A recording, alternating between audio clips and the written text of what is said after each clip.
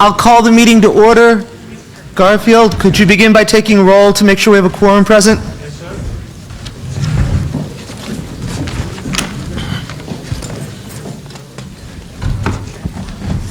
Dr. Gloria Romero. Here. Ann Finn. Here. Dennis Zine. Bill Weinberger. Present. Erwin Chemerinsky. Present. Chester Whittam. Here. Marcos Castaneda. Marguerite Archie Hudson. Woody Fleming. Here. Jackie DuPont Walker. Present. Rob Glushan. Here. Glushan, excuse me. Paula Boland. Here. Bennett Kaiser. Here. Nick Pacheco. Here. And Janice Hahn. Here. Thank you. Item 2 on the agenda are commission business activities, just a few. Initially, we must approve the minutes of the meeting of January 12th. It's in the packet. Is there a motion for approval of the minutes? So moved. Second? Second. Any discussion? Hearing and seeing none? Go ahead, Bill. I think there was a correction. Just on the minutes of the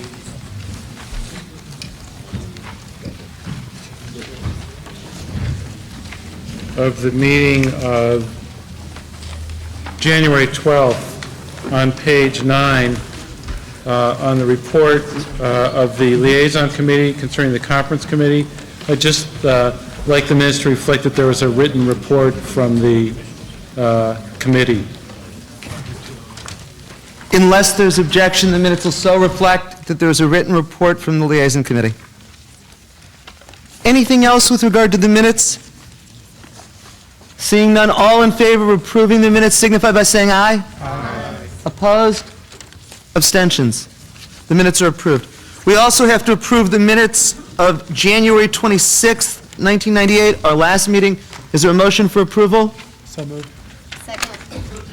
Any discussion or changes? Jackie? At the bottom of page 2 and the top of page 3, I believe Mr. Schachman is listed as Executive Director instead of Policy Director. Okay. The minutes will be changed to reflect that Schachman is the Policy Director. Thank you for pointing that out. Anything else on those minutes? If not, seeing none, all in favor of approving the minutes signify by saying aye.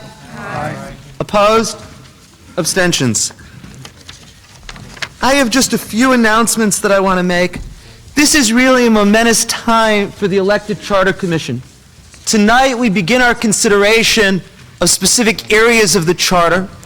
Tonight we begin by focusing on issues of budget and finance.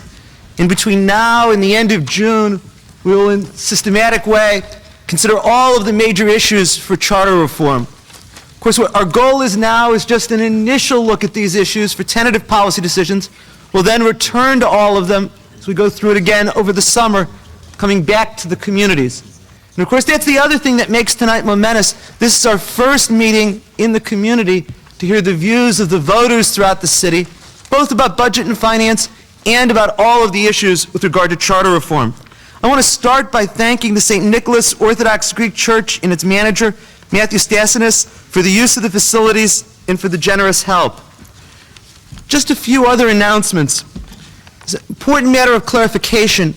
On Friday of last week, a story appeared in the Daily News saying that on Thursday the elected Charter Commission had released a report concerning the city's debt. The Charter Commission released no such report. The Commission has prepared or commissioned no such report. In December, the then Executive Director, Ed Dilks, prepared a letter that was given to each of the commissioners reflecting his views on the situation. The reporter for the Daily News obtained a copy of the letter, and that was appropriate since it was a public record, and wrote about the contents of that letter. But it was an inaccurate statement to say that any report was prepared or released by the Charter Commission. It was a letter prepared in December that the reporter then obtained. And it is important that this be clear, and to the extent that the Commission decides to proceed on this issue, it will require a Commission decision to go forward. And of course, everything we do on this issue, we've done with great care and deliberation. Also, by way of announcement, at our last meeting, there was the issue raised in terms of absent members of the Commission's ability to participate by telephone. We've now received an opinion from the City Attorney's Office that in order for an absent member to participate by telephone, the person must be within the jurisdiction of Los Angeles.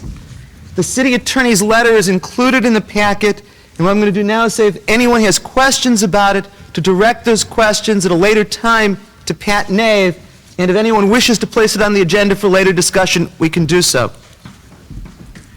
I also want to report that the liaison committee with the appointed Charter Commission has met, that the appointed Commission's liaison committee and our liaison committee chaired by Bill Weinberger have discussed the proposal for conference committees so as to try to work out agreements between the two commissions. I know that everyone on our commission remembers that 2 meetings ago we approved a proposal for conference committees to try to find a way to work out the differences between the appointed and the elected commissions. Under Bill's excellent leadership, it appears that the 2 liaison committees have come to an agreed-upon proposal. The proposal will be before us in 2 weeks for our final approval. The appointed commission is taking it up this Wednesday, so the hope is that we will be able to have conference committees in place in the relative near future. Those are the only announcements that I had for this evening. Unless there's anything else with regard to the Commission's business activities, I will move on to item 3 on the agenda. Mr. Chair, just point of clarification. Sure. I will speak with Mr. Nave, but am I still to understand that the Attorney General's ruling is forthcoming? Mr. Nave, is there going to be a ruling from the Attorney General on this? The Attorney General typically takes several months to respond to something like this. And again, I think what would be best is after... I will speak with Mr. Nave. And if you wish it to be placed on an agenda in the future, certainly let me know and we'll do that. Thank you. It is so terrific to see all of you here tonight to help us in the process of writing the city charter. I want now to turn to Paula Boland, the superb commissioner from the 12th District, for her introductory remarks. Thank you, Mr. Chair. I too would like to welcome each and every one of you here this evening. You know, that's what this new charter is going to be about. This is truly democracy in action. We as a citizenry have an opportunity to give input to the government of our children and grandchildren, to really develop, form what that governing body can and should be going into the next century. It's history in the making. It's exciting. I'd like each of you to know that the commission that I serve with is appreciative that the citizenry cares so much and really are interested in your input and your feelings and your vision, because it's the people's vision that counts, not the 15 people sitting up here, not the staff, but the vision of the people of this city. And for clarification, I might as well say it and get it out in the open. You all know that I've been involved in detachment movement and question how the two serve one another. It's real simple. The detachment movement is going to be a choice of the people, and that's all we have, is the democracy of people making a choice. One of 2 things are going to happen. They're going to choose to stay intact, they're going to choose to leave. It doesn't matter. We need for the city of Los Angeles, for the city we stay in, a good charter to be governed by. Or we need to leave the city that we leave a good charter to be governed by. This charter is archaic, it's not representative, and it needs to be thrown out and restarted, period. Can't be put together with chewing gum and baling wire. It must just be rewritten and redone. With that in mind, in the 12th District, I put out a call to the citizenry. Some of the people I knew, some of the people I didn't know. There was no qualification for them to be on an advisory board other than the fact that they cared They were involved in the community, and they had a vision that they would like to share with other members of the community. And with that, we have some 75 people from the 12th district that meet sometimes once a week or more. And what we've done with that advisory board is we have broken them into 5 committees which exactly reflect this charter commission. I have always felt when I've represented groups of people as I did in the assembly that it wasn't my opinion that mattered, but the opinion of the people in the district. So I've asked this advisory board to work parallel with our commission charter members and on the very subject matter that we're working on as we work on it. You each know how detailed and complicated each factor of this charter commission is, and I feel that I need to be informed of all the issues and couldn't possibly be without the advice of all these people. I'm very, very thankful for the time and effort that each of them have given, and we will continue to work along with you. We're going to ask tonight for each of the chairs of the first of the 4 committees that are not making reports tonight to give us a brief synopsis of exactly what those committees are doing and what they're feeling and how they're feeling. And then we do have, Mr. Chair, a pretty detailed report, actually not pretty detailed, a very detailed report on the budget portion that we will be discussing tonight that, in fact, that our advisory board has come up with. And as long as I'm talking advisory board, if there's anyone that would like to serve, this is open to the community. And if you'll find my husband that's sitting here somewhere, I think everyone knows him. It's the best way I know how to go. He would be happy to take your names and would love to have you serve. Again, welcome. Thank you for coming. Thank you for caring. We are going to be a very strong force in the drafting of this charter in the San Fernando Valley, and particularly in the 12th district. Thank you very much. Thank you.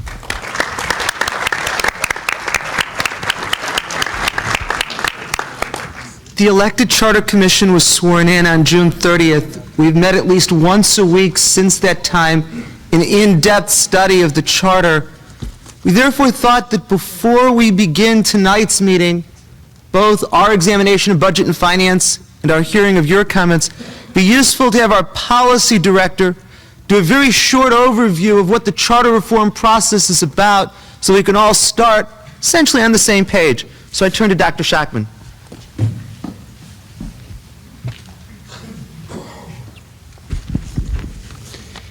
Good evening. I thought I'd take a few minutes of your time to talk a bit about what is the charter, what can we do with it, what does it not do for the city of Los Angeles, what are we attempting to change about it, and why does it matter? So those are really the questions I'd like to address tonight.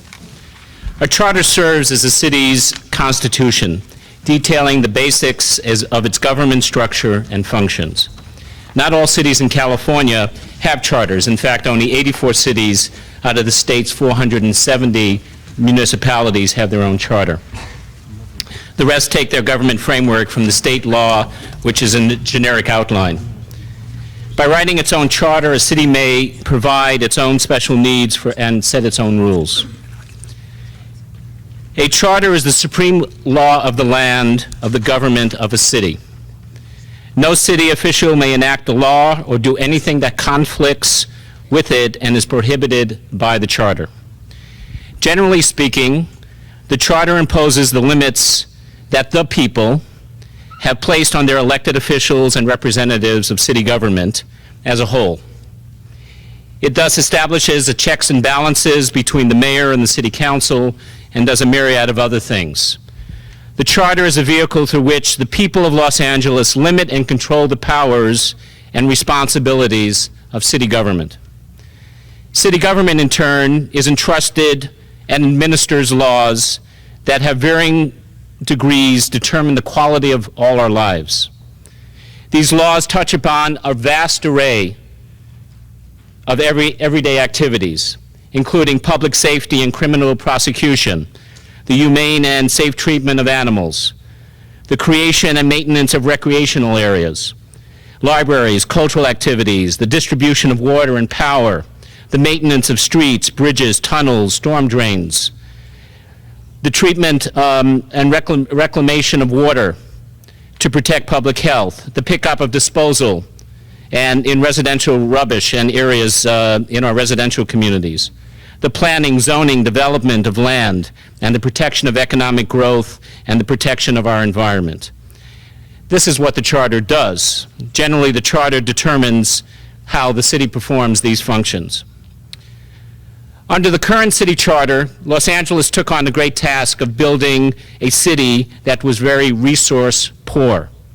Los Angeles used its charter to create water and harbor departments which supplemented the city's meager water supply and built a harbor where nature had not been so kind to us. A city may use its charter to structure enterprises and undertake long-term planning. Let me tell you, though, what this charter cannot do. A charter doesn't cover all of our municipal affairs, and I'll give you some examples. For example, in taxation, the relevant authority is really the California Constitution and state laws. Proposition 13, Proposition 218, for example, describe how property taxes, user fees, and other taxes can be collected. Proposition 4, in addition, sets spending limits on the government of California. Cities, therefore, cannot alter their tax bases to increase their revenues by charter changes. Another aspect of life within cities which charters have little control over is the area of education. Many people think that charter is interchangeable somehow with educational improvement. Probably, I think there's some misconception here because we hear a lot of the terminology charter schools, and I think some people think a charter school somehow has to do with the city charter. Actually, most of the educational processes in this are subject not to city charter, but to state law. Some of the rules governing the school boards come from their elected own boards, some from the State Department of Education, the Superintendent of Education, and some from various sections of federal laws, such as the Elementary and Secondary Education Act. In sum, education is a matter of great importance, but which the charter barely has much influence over. Other issues that the charter does not affect, for example, are the general assistance in public health, which are primary county responsibilities and governed by state and federal laws. The charter only includes the city social services department, and institutions such as the CRA and the housing department or housing authority are covered by charter, but also by state law. In thinking about charter reform, then, it's important to remember what the charter can and cannot do for us. Right now, Los Angeles is following a well-established tradition in the city of exploring charter reform. Charter reform has been an avocation of Los Angelenos for many, many years. Although the city has only had 2 real charters in its history, one which took effect in 1889, the other which took effect in 1925, voters have looked for a number of proposals to revise and revamp their charters. The voters have amended the current 1925 charter 408 times in 96 separate elections. The city's current charter is now a patched up, hodgepodge document which was originally intended to govern a city about 1/4 the size of Los Angeles today. Many feel that the current charter is inadequate to allow the city to face the current demands at this juncture. The current device for charter reform and the current drive for charter reform really has its roots in demographic, economic, state, and federal political factions. Some want greater efficiency and flexibility. from the city's government structure. Others want accountability and responsiveness instead. By attending this event tonight, you are participating in a process which can revitalize this city. Although there are some issues that the Charter cannot address, the great opportunity here tonight is to improve the quality of life in this city. We thank you collectively as a body for the concerns in showing up tonight, by your presence, and by the contributions you will make in in helping us in the deliberations with your suggestions. Thank you. Thank you. Last summer, soon after we began work, we devised a work plan that had 4 stages. The first stage, which went from the summer until the end of January, was an in-depth study of the Charter in 5 committees. The second phase, which begins tonight, is to have committees present proposals for specific content of the Charter and for the Commission to make tentative decisions. Each of these meetings, I said, we held in the neighborhood. Then in the third phase, which will come in July, we will come back to the neighborhoods with our tentatively proposals for comments and input, with the hope by sometime in early fall to have a draft charter, which will then come back to the neighborhoods again for comments and suggestions. So tonight we're really trying to accomplish 2 things. One is a very important business meeting. We begin to discuss budget and finance, and the other is the opportunity for public comments. What we've done is try to structure the agenda where there will be at least 3 main segments devoted to public comments. One now where we'll take 30 minutes to hear from the public. Then in the midst of our discussion of budget and finance, have a segment there where the comments are specifically directed to budget and finance, and then try to save the last half hour of the meeting for more public comments. I already have about 20 requests for public comments, and I'm sure there'll be more. I want to hear, and we all want to hear from as many people as possible. As a result, I'm going to generally ask people to limit their remarks to 3 minutes, just so we can hear from as many people as possible and still be out before very late tonight. I want to emphasize, though, that this is not the only opportunity you have to speak with us. Please, if you didn't get the chance to say all you want tonight, write to us. We'll make sure that it's distributed to every commissioner. Come to other meetings. We'll be back in your district this summer and again this fall, so there'll be many opportunities to hear from you. I do want now to turn to public comment, and before I do, there are a few important people here that I want to take a moment to introduce. There's former Congresswoman Bobby Feeler is here.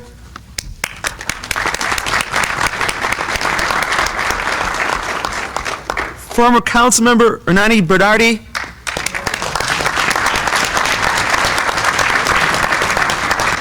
The former President of VICA, Martin Seltzer.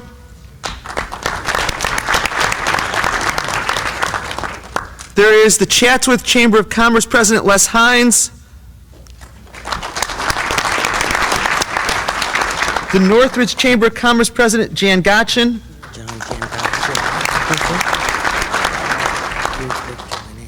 And that's from Northridge? From Winnetka, Ruth Richter. And finally, the Granada Hills Chamber of Commerce, Richard Colon. To begin the public comment phase, wish to turn to the chairs of Paula Boland's Advisory Committee. First, I'd like to ask Colleen Hardman, the chair, to speak. And again, from Committee 1, Chair of Committee 1, and again, I'll ask that the remarks be confined to 3 minutes. Thank you. Thank you, Mr. Chair. We have on our committee quite a few people, but if you break it down to a core, we have about 10 people that are the real hardcore working members of our committee. Because tonight is basically regarding the budget, we're going to be careful and not bring a lot of the other in-depth things that we have been doing. But since we have been meeting regularly, and I mean very much so, we do have some new ideas and new concepts, but we think, for one thing, you should just throw out the charter and start new. It's just too hard to try to patch everything together. We have an extreme high interest in neighborhood councils. We like the idea of more input from the local level. We've got several ways of restructuring but it takes presentations with overhead viewing and so forth, and that's not what tonight is really about. But just please remember that we very much want to have neighborhood councils involved. We definitely feel there should be greater accountability, both financially and administratively. We also think it might be a good idea to reconsider the boundaries of what you end up with if you have the same city council structure, that you take into consideration the geographic boundaries that are there so that we don't have people trying to go over hills and so forth to try to pick up what the people in the area are interested in when they're on an entirely different side of the hill. We also want you to look into, if possible, we're going to try to, but we think you have more resources to do it, into a master computer. Bear with me a second when we talk about this, because what we had in mind is you're on accountability and you're talking about finance and budgeting tonight. If you had perhaps a master computer that all of the different departments could feed in, all the different statistics that you need, but also if you could publish the financial findings, maybe quarterly is too often, but at least twice a year, so the general public could read in some magazine or newspaper, it'd probably have to be a newspaper, what is going on, and we don't have any more surprises of things that we didn't know were outstanding debts and so forth. We've talked about our city attorney's office. We think it does need restructuring there. We're talking about commissions and what we need to do there, but I think in fairness to everyone, I think that's about 3 minutes. And I just want you to know that we appreciate what you're doing, and going to a meeting once a week is just phenomenal. And I know you've had more than that, and then you have your subcommittee meetings. So from all of us in the community, we thank you so much. Thank you. One danger in trying to identify dignitaries when staring into bright lights and with terrible eyesight is I know I miss people. I now see that Bob Wilkinson, a former council member from the appointed commission, is here, who I'd want to introduce. Thank you. David Fleming from the LA Fire Commission is here. And Dr. Bill Norland, the president of Mission College, is here.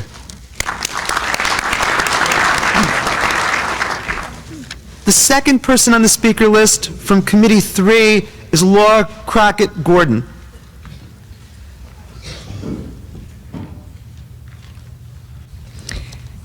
Committee 3 is the Committee on City Services. In going over this, we tried to define exactly what city services were, and we came up with a sort of abstract answer. City services is that which keeps the city cared for in good times and bad. City services should be timely, efficient, and responsive to the needs of its citizens. It also must be flexible. To that end, we're coming to the recommendation, or we're giving you our advice here, that a new city charter should contain language in that portion under city services, which states that control of the quality and expense of services should be returned to the citizens. This means a certain amount of privatization. Our committee's advice is that in privatizing of certain city services, we will be able to restore pride and responsibility back to our citizens for the city's overall well-being. Privatizing services will work better in a more decentralized system. So we also go along with the recommendation that the city be broken down into even smaller units, boroughs, if you will. This returning of the neighborhoods back to the citizens can give us all the opportunity to take direct pride in the ownership of our city, something LA lacks. In closing, I will leave you with these words by the great philosopher Goethe. If everyone sweeps the street in front of their own house, the whole world will be clean. Thank you. Thank you.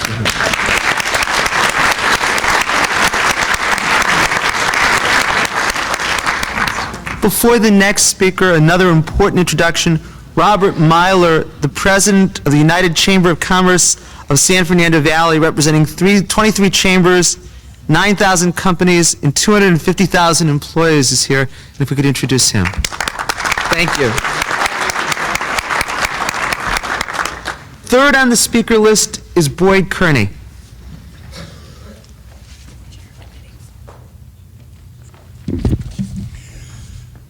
I'm rather hesitant to start this after getting that summation about the broom. I don't know if it's the place to follow or not, but Committee 4 gave a formal report earlier this afternoon setting forth our progress to date, what our basic lines of thought consists of, what our recommendations are beginning to develop, and that will be available through the chairman of Commission 4 for any of you that would like to get the full remarks that we gave this afternoon. To sum up just the topic sentences, again, our primary concern as this committee is accountability, something that we just do not have. But the acceptance of responsibility is the only way you can achieve accountability. And because responsibility is such an important factor, that only comes from seeding that responsibility into those that can make a difference. And in a democracy, we feel that difference should come from the people. Should come from the seat of government that we all give lip service to, but lately have not been very consistent on respecting. We have now a system in LA that is a system of not representation from the bottom, but it's a system of instruction or direction from the top. You don't hear complaints of numbers in city or federal government on how many are elected or how many are represented by any one representative, because they do represent their electorate sectors. That's not the case in Los Angeles. And certainly we know is not the case in the Valley, because 80% of one person's district may be over the hill, and we're here feeding on the crumbs of the other 20%, wondering why our voice is never heard. There are many, many ills in our system of government, and I have a topic line that I could give all the way through, but we had some very specific questions put to us, and I answered those as the best of my ability. But one of the basic ones was, we are not proposing a Band-Aid approach to correcting all of our ills, but we must and necessarily are compelled to have a new city charter written. The Band-Aid approach will no longer apply, will no longer be workable.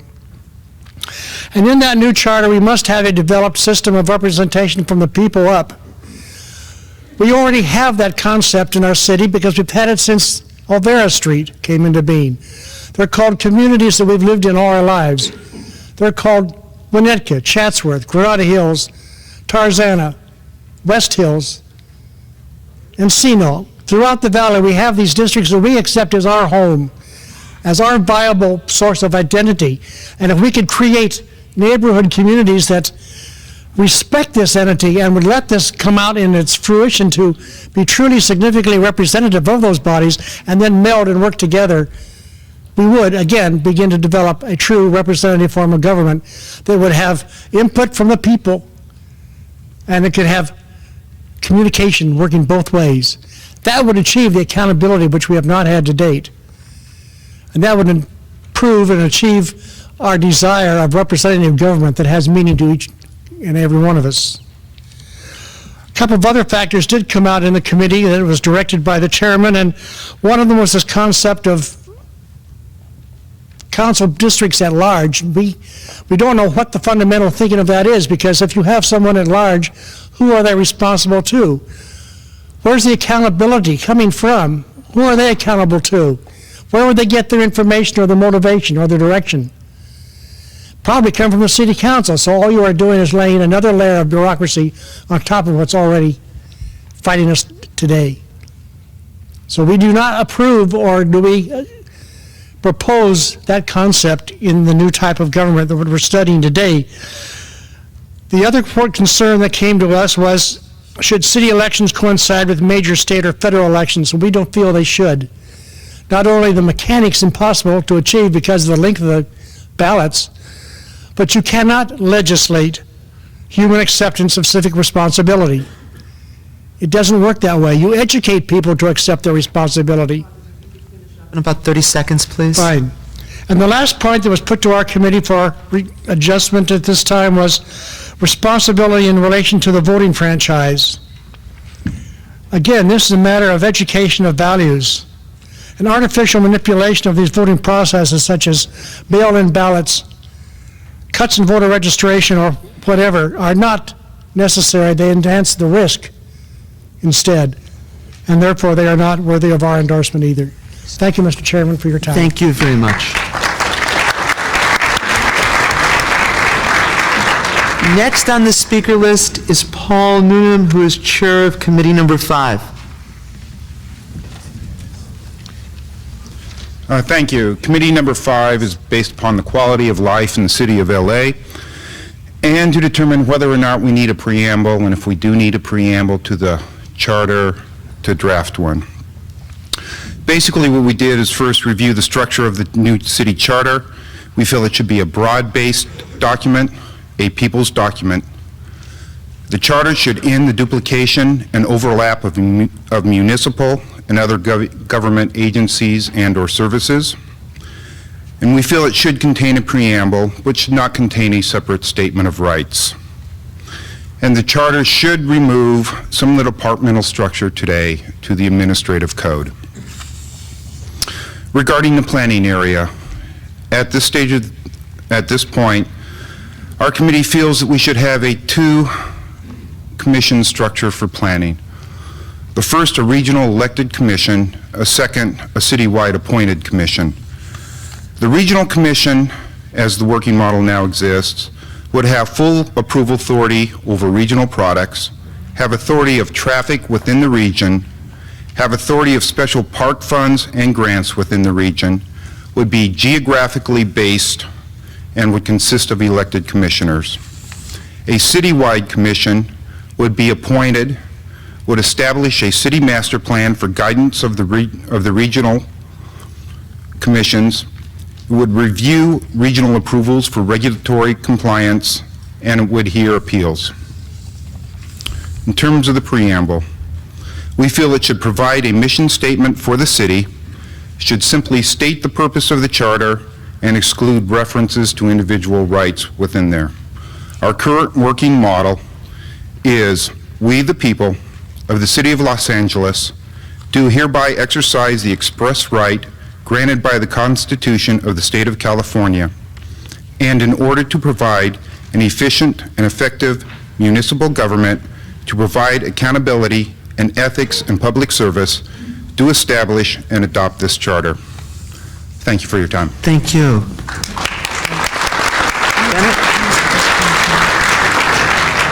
Let me go to the next speaker. Next, we have to hear from Barbara Romy from Committee 4.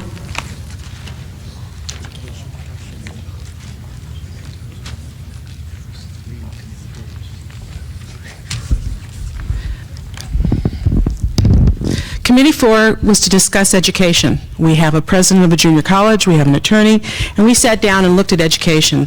We all know that there's a lot of things in the fire right now, whether it be the breaking off of LA Unified Schools from the Valley, or whether it be changing the code. We feel that no matter what happens to the breaking up of the San Fernando Valley and the education, the code needs to be addressed.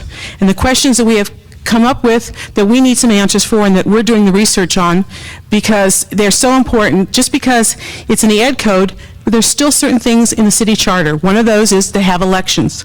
Another part is they consider the superintendent of LA Unified Schools to be an officer of the city, and yet he isn't voted on. He's picked by the Board of Education, who are elected, but they are elected completely different than any of the other city people. They have no term limits. They have no limits on funds, and they are also picked by districts. So another question is, should they be at large? Or should the mayor have power like he does in New York and Chicago and become basically the czar of education? And all these questions have to be answered in a timely fashion to see whether New York works better than LA Unified, whether when the mayor makes a comment about the ability of the Board of Education, whether it's a positive input and it can help increase the quality of education, because these are the children of our future that we're writing this charter for. And if they can't read, they can't write, they're not getting services, and our tax dollars are wasted, whether it be city dollars or federal dollars or state dollars. It really affects all of us. So the real question is whether having the charter change and become completely non-intrusive like it is now, or whether the mayor should become part and maybe the leader or the czar of education, are the real problems that are involved that we're trying to answer. Whether it works better in Chicago and New York than it does here, whether the services are delivered to the children at a more economical, better quality than they are here. And I noticed that you have on the 29th in the district, yes, Marcos district, the meeting on education. So we hope that we'll have a lot of those questions answered thanks to the internet, and be able to see how people really feel and how the services are doing and how their children are succeeding or aren't succeeding. Thank you very much. Thank you.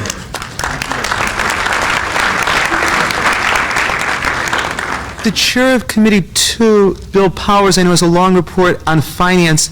With his permission, what I'm going to do is defer his report on finance for just a few minutes until we get to the part of the meeting where we're discussing finance, and then we'll hear from you early in that part of it. I'm going to use the last 10 minutes for public comments, just starting in the order of the speaker cards, in the order in which I was handed them. The card that was on top was from our Councilmember Bernardi, and we're delighted to welcome you here. And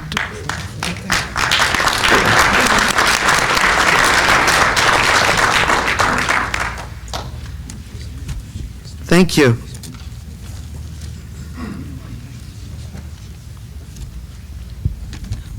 Thank you very much for your efforts, and I'm going to read this as quickly as I can. It's kind of brief, but I think it's to the point. And here are the recommendations I've made before. I've made it for many years in the City Council. Some have been adopted, and I hope that more will be adopted as a result of your work. First of all, voters should be given the opportunity to A, adopt a city manager form of government proven to be most efficient, or separate functions of the CAO and Chief Administrative Officer and the CLA, the Chief Legislative Analyst. The CAO ought to be required to just serve the mayor exclusively, and as a matter of fact, that's the way he was designed to serve in 1951 until the city council stuck its fingers into it. And the CLA to serve council exclusively, similar to how state government operates. Now, the city attorney must be made a civil service professional city council advisor, not prosecutor. Criminal prosecution is a responsibility of the district attorney, similar to county government and most cities, and the state as well in state government. All salaries should be established and set by the Civil Service Commission. Mayor and city council should only be required to provide the lump sum only. This has always been the #1 conflict of interest with respect to the council members and the city employees in the city of Los Angeles. Now, city commissioners are appointed for a 5-year term. Once appointed to fill a vacancy or for a voluntary retirement, then it's appropriate. But unfortunately, it's the law today that they should serve 5 years, except I don't know of any mayor who hasn't abused it, primarily for political publicity. Redistricting, a very critical issue in city government, should be the sole responsibility of 5 retired municipal court judges appointed by the reigning judge of the Superior Court. City elected officials' conflict of interest in redistricting is overpowering. Create a department to manage... Sir, I'm sorry. I'm going to have to ask you to finish up in about 30 seconds, just because we have so many speakers. 30 seconds? Yeah, if you I'm could. gonna make it. I do have your written report, and I will make sure it goes to every commissioner. I apologize. Well, I don't hear that well. You may hear me, but I don't hear you too well. He said, go ahead, Ernie. Go ahead. Keep on talking.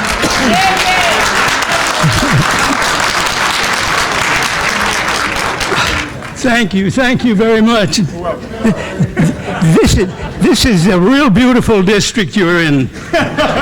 It is. Create a department to manage all construction of city buildings, new and old. It would save a tremendous amount of time and money.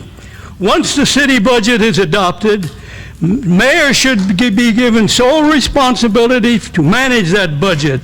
Unlike federal and state budgets, the city budget is the mayor's budget.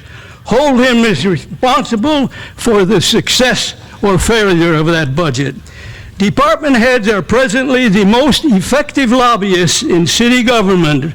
They and city council members tampering with the city budget, once adopted, increase the cost and inefficiency of city government substantially.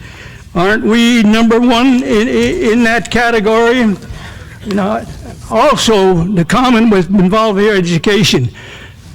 Originally, the city council was also the Board of Education. Now, it just involves itself in business it ought not to involve itself, and you ought to recommend that the city council get completely out of the educational business and leave that where it belongs with the Board of Education. Thank you. Thank you so much.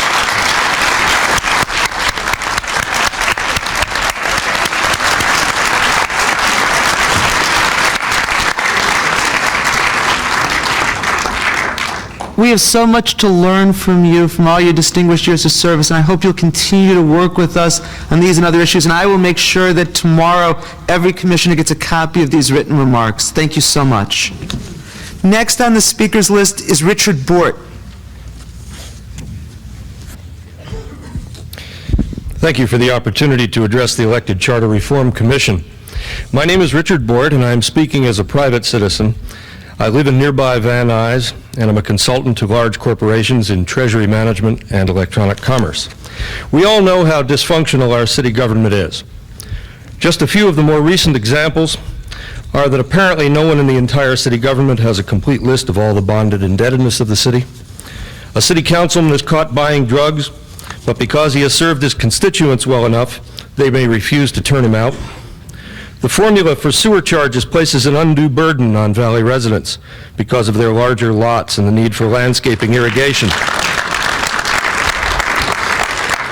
And yet a South Central councilman complains that to fix this inequity is to place the burden on the backs of the poor. The plain fact is that our city council as a body is not accountable to anyone. And each council person is accountable to only an average of 6 2/3 of the city's population. As long as a council member is accountable to a relatively small portion of the population, a divide and conquer mentality will prevail. As has been appropriately noted in your deliberations, each council person represents an average of approximately 250,000 residents of this city. That's a large number, which has two negative connotations to it. The large number of constituents requires the typical council person to erect multiple barriers of staff between himself, herself, and constituents in order not to be besieged and hopefully to get some work done. Also, the large number of constituents live in multiple communities of interest, often with conflicting or at least very diverse needs. I've listened to discussions about how large the city council should be and how the city should be divided into as many as 82 fiefdoms based on the 82 named communities that someone has recently identified. Frankly, we could argue that number until the cows come home, and we still would not have a very workable system. The fact remains that no one yet would represent the interests of the city as a whole. Drug addicts would still be able to remain in office. Those representing poor areas would continue to cast rocks at those who may have a little more. And the costs of operating the offices and staff of as many as 82 representatives would escalate out of sight. I have a blueprint of suggestions, two suggestions basically: redraw the 15 council districts into communities of interest. The San Fernando Valley, for example, which represents some 40% of the city's population, would have 6 of the 15 council districts, or 40%. I'll skip over the mention of how I would divide those districts. You have it in my remarks. The second suggestion is to establish 7 at-large council districts that would function in addition to the 15 that represent the special districts. The at-large council districts would cover the entire city. Each at-large council person would be obliged to consider the interests of and be accountable to the entire city rather than a particular geographical pocket. Thank you. Thank you very much for your time. I appreciate it. Thank you. And thank you for your written statement to us. Again, I will make sure it's delivered to every commissioner tomorrow. Walter Prince is next on the list for public comments.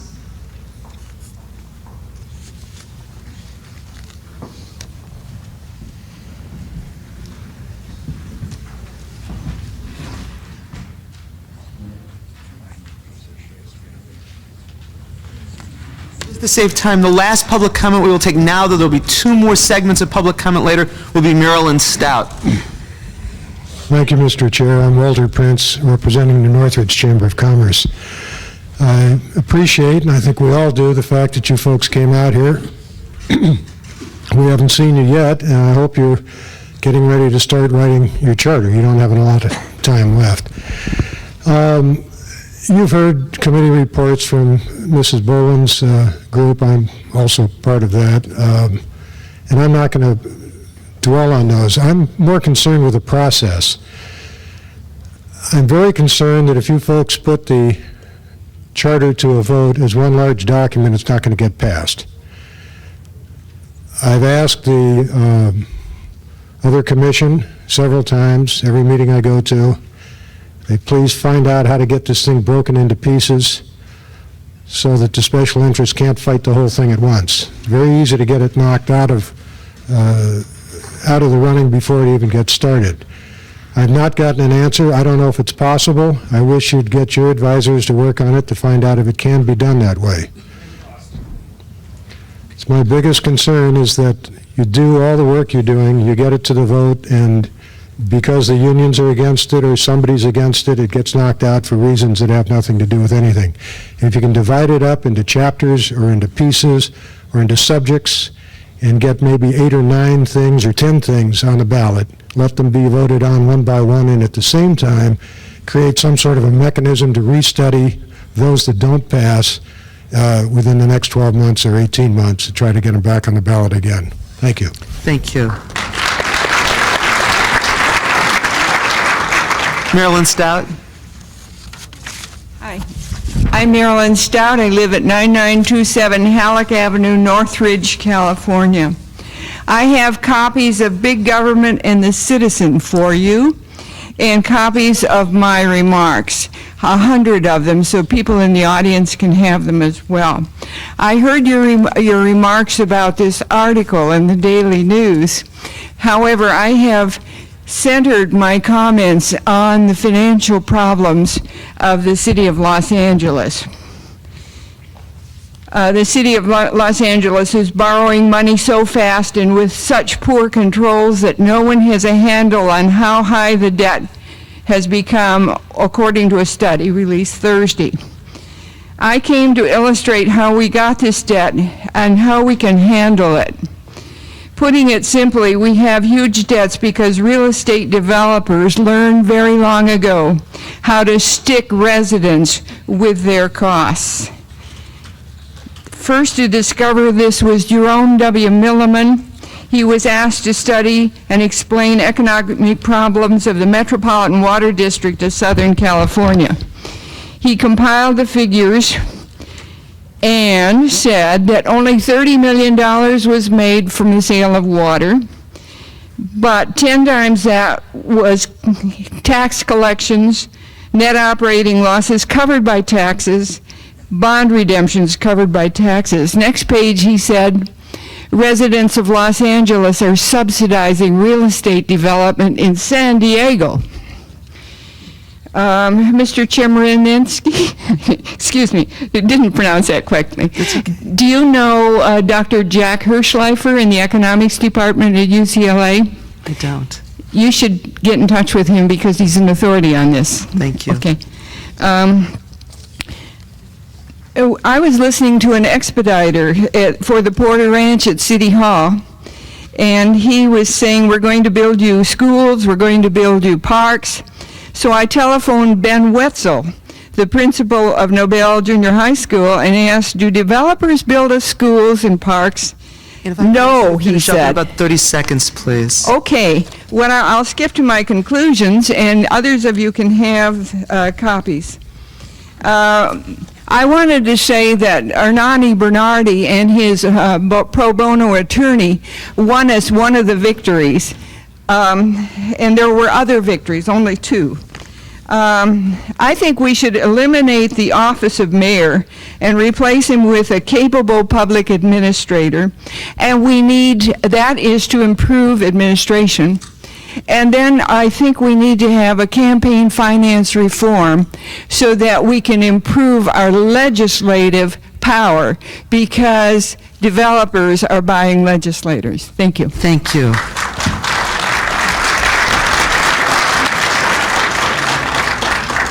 Thanks to all of you who shared your ideas with us. We're obviously paying careful attention. Also, notes are being taken, so we'll have a record of all of your comments. For those of you whose speaker's card I did not get to, as I said, there will be 2 more segments of the meeting for public comments, and I will keep the cards in this order, so we will have the chance to hear from you tonight. I do now want to... if you'll notice on the agenda, item 6, we begin now on finance. In the midst of that, there is another segment for public comments, and then at the end of the meeting, there will be yet another segment for public comments, and we will have the chance, hopefully, to hear to everyone who gave us a comment card. I sure hope so. I'm going to move on to item 6 of the agenda. Presentation, discussion, and consideration of motions concerning the city's budget and finance process. As I've said a couple of times, tonight we begin looking at specific areas of the charter. We start by looking at the budget and finance process. Just a word for how we're going to proceed. We'll begin by having the chair of the Committee on Improving Managerial and Financial Accountability present that committee's report. Then we've invited key officials that deal with budget and finance to address us. Then there will be the opportunity for commission discussion. We'll open it up to public comment, and then if there's any motions within the commission, we can take those up. I don't think it's realistic for us to finish our discussion of budget and finance tonight. It's far too complicated, but I do think it puts a burden on all of us as commissioners that we have to start thinking about. We can't defer making our choices about the tentative policy direction of the charter until July for all of the areas of the charter, or we'll never possibly finish our timetable. What I think it means is we've got to start thinking about scheduling some additional lengthy meetings to take up the topics that we can't finish in our Monday night meetings. I want to suggest for people to think about allocating a Saturday about every month to 6 weeks where we'll meet as a commission to take up the topics that we've done previously in that month, to discuss them in more detail, and then make our tentative policy choices so we really can have all the policy choices in a tentative form made by July. Of course, all of those meetings are open to the public. You'd be able to join us, but I think the only way we can possibly stay on schedule is to begin thinking about those additional meetings, and I do think it probably would take a day on the weekend to be able to do it. We can come back and talk about that, but I do think it's important to realize we don't need to force ourselves to finish the topic tonight. It's really a beginning. So we start item 6 of the agenda with the report from the Committee on Managerial and Financial Accountability. Nick Pacheco has done such a truly terrific job of chairing this committee. I'll turn it to Nick, and at the risk of embarrassing him, I'll also wish him happy birthday. Thank you. I'm going to move to the podium, though. Is that okay? Orwin? I'm going to move to the podium.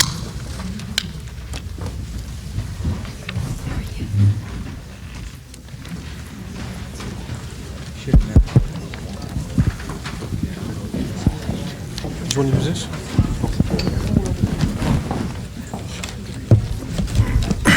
Okay, tonight we're going to start by going over the report that we generated after meeting and the 5 issues that we've identified.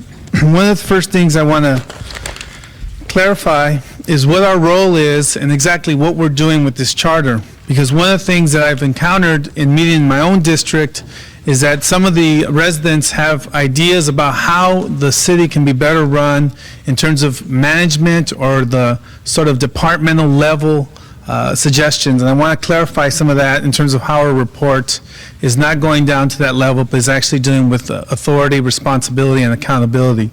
So the first thing is I want to show one chart because I want to illustrate this point.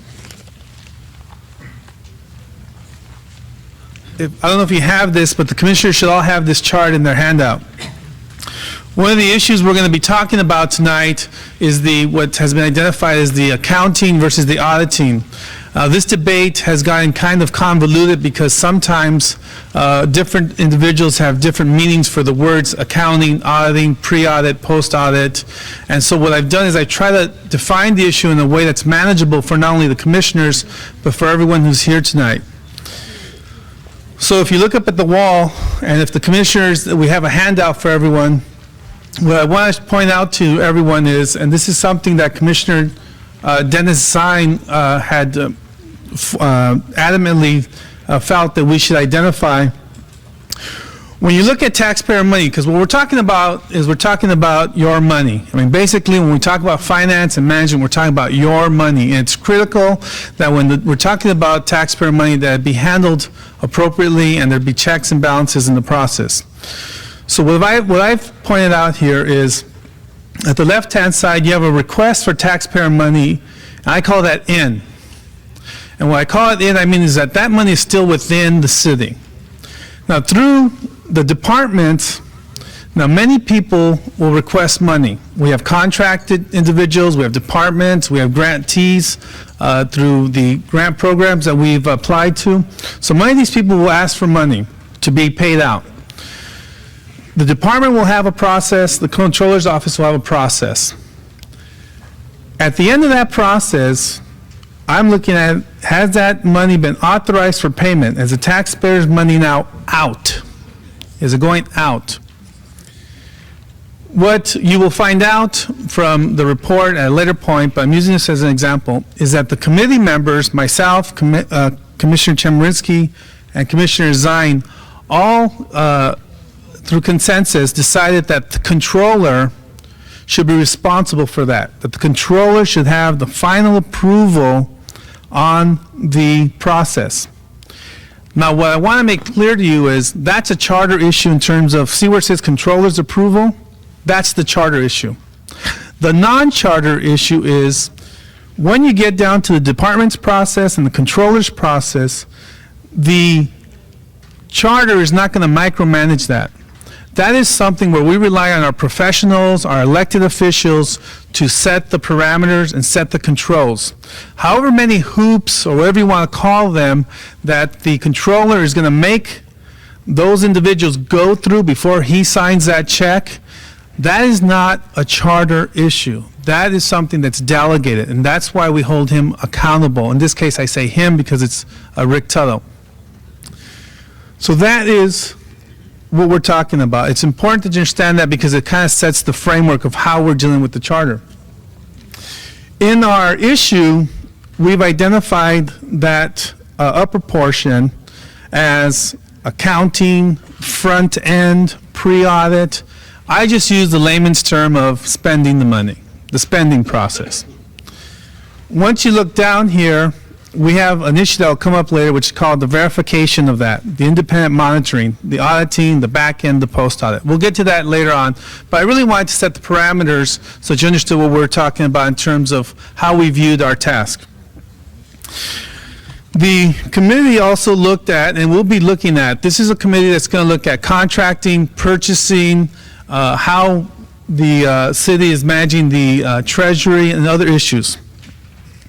So for tonight, let's look at the 5 issues that we have identified. The 5 issues that we've identified is, should the accounting and auditing be segregated or contained within the controller's office as it is now? The second issue is, should there be a controller auditor appointed or elected? The third issue is, should there be a Department of Finance, and if so, where should it be in terms of the controller, the mayor, and the council? The fourth issue is, should there be a city budget office, separate and apart? And then the last issue is, should there be a city administrative officer? Through our report and recommendations, I will point out to the commissioners that there has been some consensus on issues. I'm going to bring these up front so that you at least get those out of the way. On issue which is letter C, whether or not a Department of Finance should be created, there has been consensus among the committee members that there should be a Department of Finance and it should be under the direction of the mayor's office. And the analysis and presentation as to the reasoning for that is within the report, but basically it's viewed that the administrative functions should be left with the executive branch of the government, and that's how we saw it in terms of that one issue. The other consensus, which is a It's not a reform, as it's been identified to me earlier today, but the other consensus is we will still maintain an elected finance officer. And currently, the consensus is that the elected finance officer will do what I've identified as the controller's approval process up there, the spending process. So those are the two areas where we have reached a consensus. There's no consensus right now in terms of, I'm sorry, there is one other consensus. It appears that there's also a consensus that the accounting, what we think of in terms of the commissioners, the accounting should be separated from the auditing. Okay. And that's what we're pointing to up here. Now, as you go through the report, let's look at this one issue at a time. The accounting and auditing, you have choices. Choice 1 on page 6 is leave it the same or separate. I already told you what the committee came up with on that issue. On page 8, you have the question of the controller auditor, appointed or elected. I already mentioned that we're going with an elected. Page 11 deals with the Department of Finance. We agree that there should be a Department of Finance with the task articulated there. I put out a sort of cheat sheet of all the tasks that are involved in a finance department or financing of a city. It's 2 pages. It basically looks like a grid. It has California cities and their finance officers. It was available at the table if you didn't get it, but it basically looks like this. It's a grid, and page 2 has all the tasks. In those tasks, we identified that the finance department should be responsible for revenue collection, delinquent revenue collection and receivables, cash and investment management, fixed asset management and inventory, debt issuance and management, and grant management.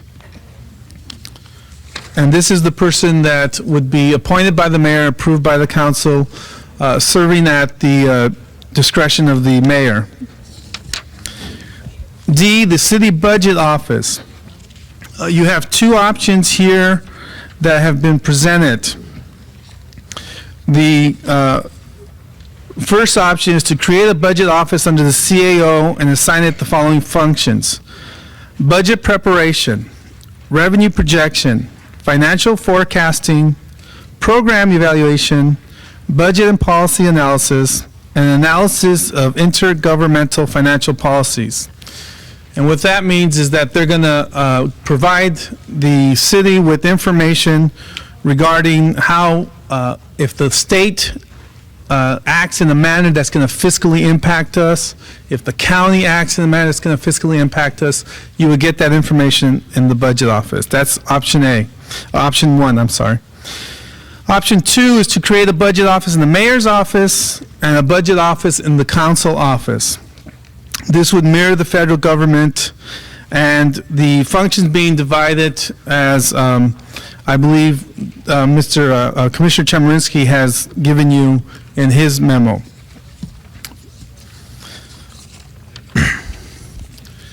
The last issue, which is the city administrative officer,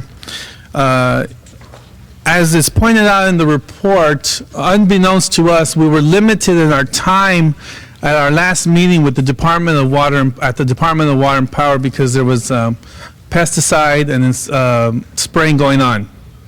So originally we had a consensus, and then on that meeting, Commissioner Chemerinsky had changed his position. We don't have a consensus on that issue. What I do want to present, though, so you understand and look at, is the present structure. When you look at the present structure, you will see that the mayor does a budget preparation and submittal. It gets adopted by the council. The CAO office is assisting the budget preparation through the forecast and the policy analysis, or the financial analysis, assists the mayor. The controller handles the pre-audit, post-audit, and revenue projection. The city clerk and treasurer handle the revenue collection, permits, taxes, etc., this cash management and investments. Now, later on, or in a few minutes, let me give you the proposal or the changes that I have put together as part of the plan. Under my recommendations to you as commissioners, the controller would do the accounting, the mayor would still do the budget presentation, and the council will still do the adoption. However, under the CAO, I've identified a budget office. This is something that's in your report that was modeled after the city of New York. One of the things I want to point out about this issue, as in the report, was that the main mission of the budget office was to open up the process and make it more democratic. That is sort of where we're coming from. The budget preparation, the revenue projection, the financial forecasting, and the public information regarding the budget programs, the budget and program evaluation. The main thrust of that position or development is that, as you all know, as is pointed out in the prior structure, the CAO is currently administering this process and feeding the mayor the information. As you know, the CAO reports or is accountable to both the mayor and the council. One of the issues that's been identified, and I'm going to try to do this as respectfully as possible, one of the issues that's been identified about the CAO is that it's a misnomer in the sense that the city administrative officer, because the CAO does not run the outside departments outside of his own. What he has presented in his first presentation and meeting with us is that it's his job to provide the information, the analysis, the background, the research for the mayor's office and really get the nuts and bolts put together for that budget preparation.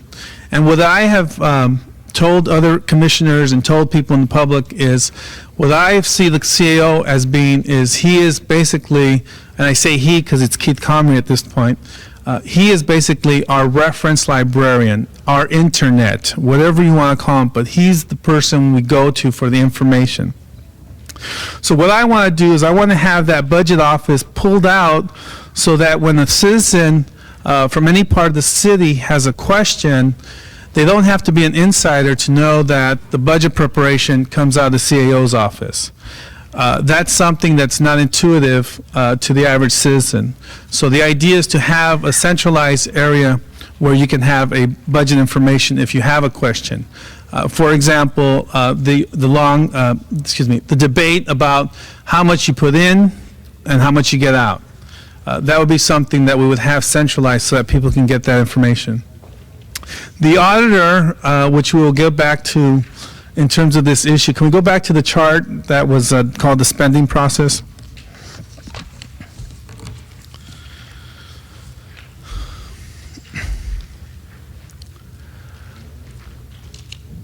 While we were discussing this issue, I will, can you raise it a little higher? Or while we were discussing this issue, I will confess to you that there was a lot of confusion as to exactly what we were talking about because, like I said earlier, some people had one understanding of the terms and people had other understandings of the terms we were using. What I've been able to synthesize, and I would like Commissioner Chemerinsky and Commissioner Zine to correct me if necessary, is that what they and what we have come up with in terms of our desired goal is that when taxpayer money is being spent, and I know I'm repeating myself, but when taxpayer money is being spent, we would like the controller's office to not sign off on that money being spent until they feel satisfied that it's an appropriate expenditure. That's not illegal, that's not being fraudulently done, that's not something that's outside the approved budget, that once the budget's adopted.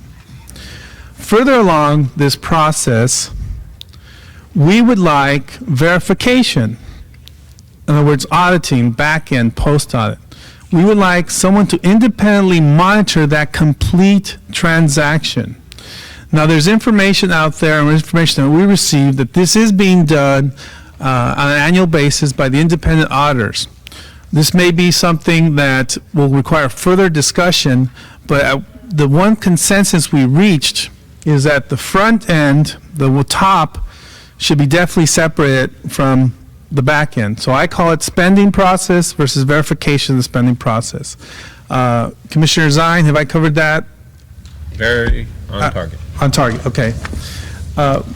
And this is something that the controller will talk to us about and give us an update or give us some information as to how we can accomplish this goal in terms of being in the charter. Now, moving on to the Commissioner Chemerinsky also put out some suggestions on how we should approach this area. And I'm sure you received them or saw them out there. So we try to put a chart together for the commissioners so that you can see this. I know it's hard to read because I'm having a hard time from this distance. Basically, under that model, there would be a controller doing the pre-audit. Now, remember, when we say pre-audit, we're talking about the spending process, which I've already identified in the earlier chart. We have the mayor and the council.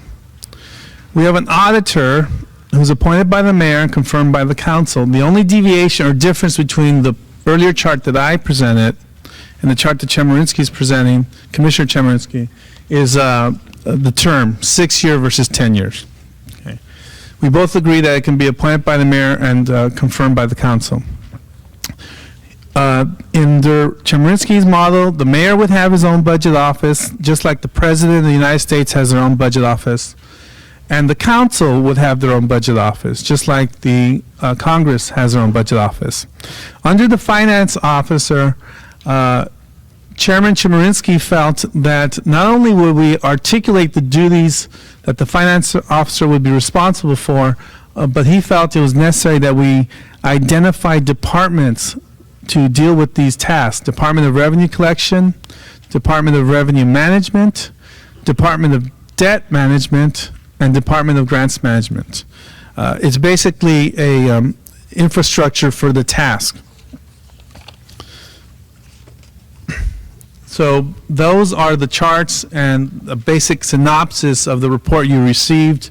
If there's any questions from the commissioners at this time as to what we've put up there. Well, unfortunately, we're limited by our technology. I don't think we can blow them up. I think that we have hard copies. I think at this point, we have hard copies available. We do have hard copies, and we'll make them available. What I want to do now, thank you so much. I want to always, after a chair's done a report, just ask if any of the other members of this committee have any comments. Dennis, is there anything you wish to add? I'd just like to add that it's a concise report, a lot of diligence put into it, and the concern that we have as commissioners from this commission is that the taxpayers' dollars be protected and be spent wisely, and there be no misappropriation anywhere through the system. That was our greatest concern. And the comments that have been stated earlier in the Daily News article about the indebtedness of the city is frightening to me, and I'm sure most of you. We want to make sure that doesn't stay in place. There's some changes in that. But your dollar is our greatest concern, and this financial report reflects that.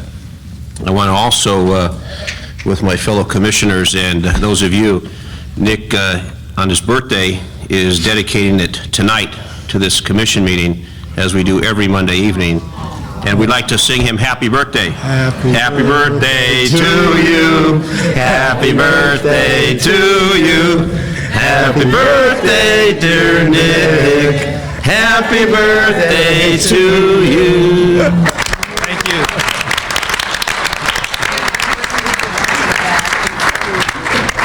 There's not much fun on this, but sometimes we have some fun, so. If I only had a knife Thank for you. the charter. Do we have those?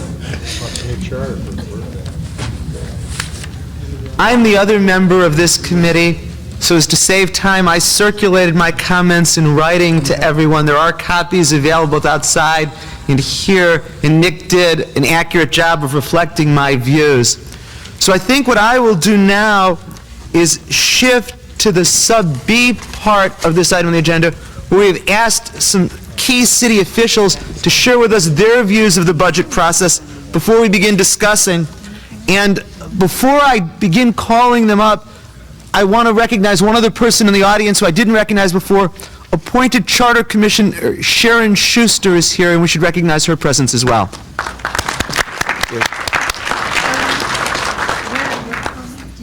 My comments were the ones that were faxed on Friday, and I have additional copies here.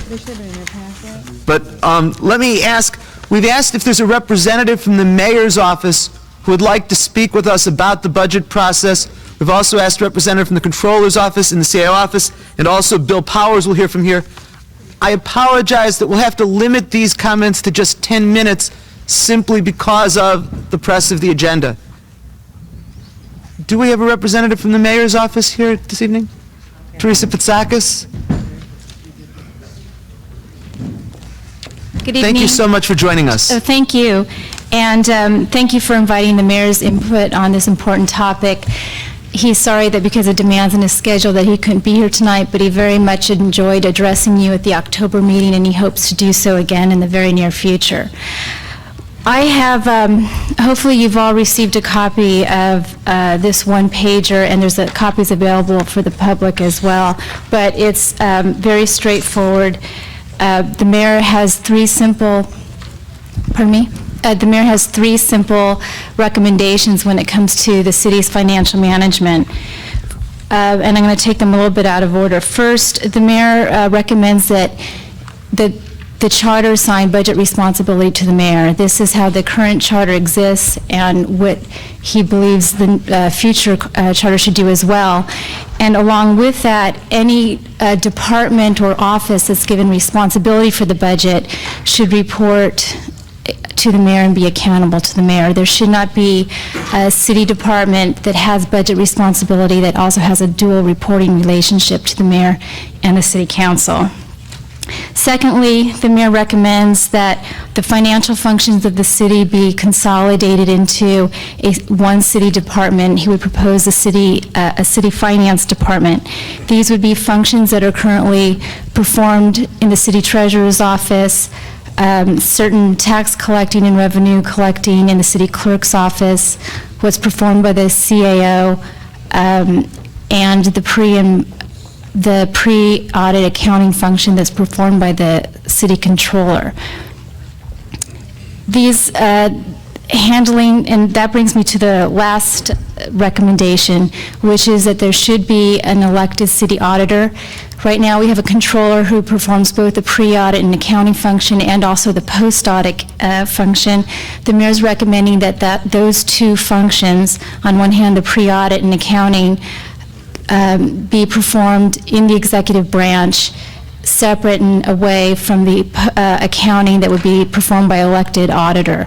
And this is because he feels it's an important check and balance, and it's consistent with best practices in the finance world. He'd also like you to keep in mind just a few overriding principles, because you're considering a myriad of options tonight, and those would be that the charter should not be overly detailed, and that it's important to provide future leaders with a flexible framework.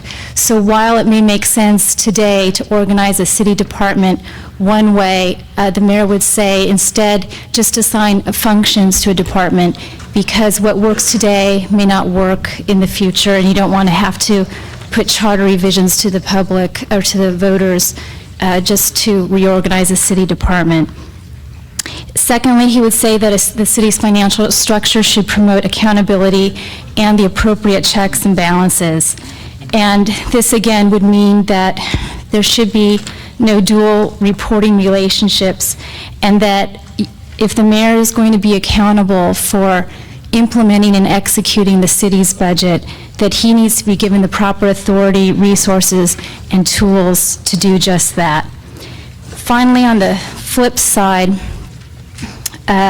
is the mayor's response to options that you're considering tonight that were raised in the report that Commissioner Pacheco raised. They're pretty self-explanatory, and you can just read through them, and to a large extent they just echo what the mayor's recommendations have been. So I'm available for questions if you have any. Thank you. Bill? I do have one question. Thank you for your presentation. Sure. I was wondering if the mayor has any, or the mayor's office has any position on the type of level of detail that would be in the charter under the proposal by the chair of the commission, so that it would include what department should be included in the finance department.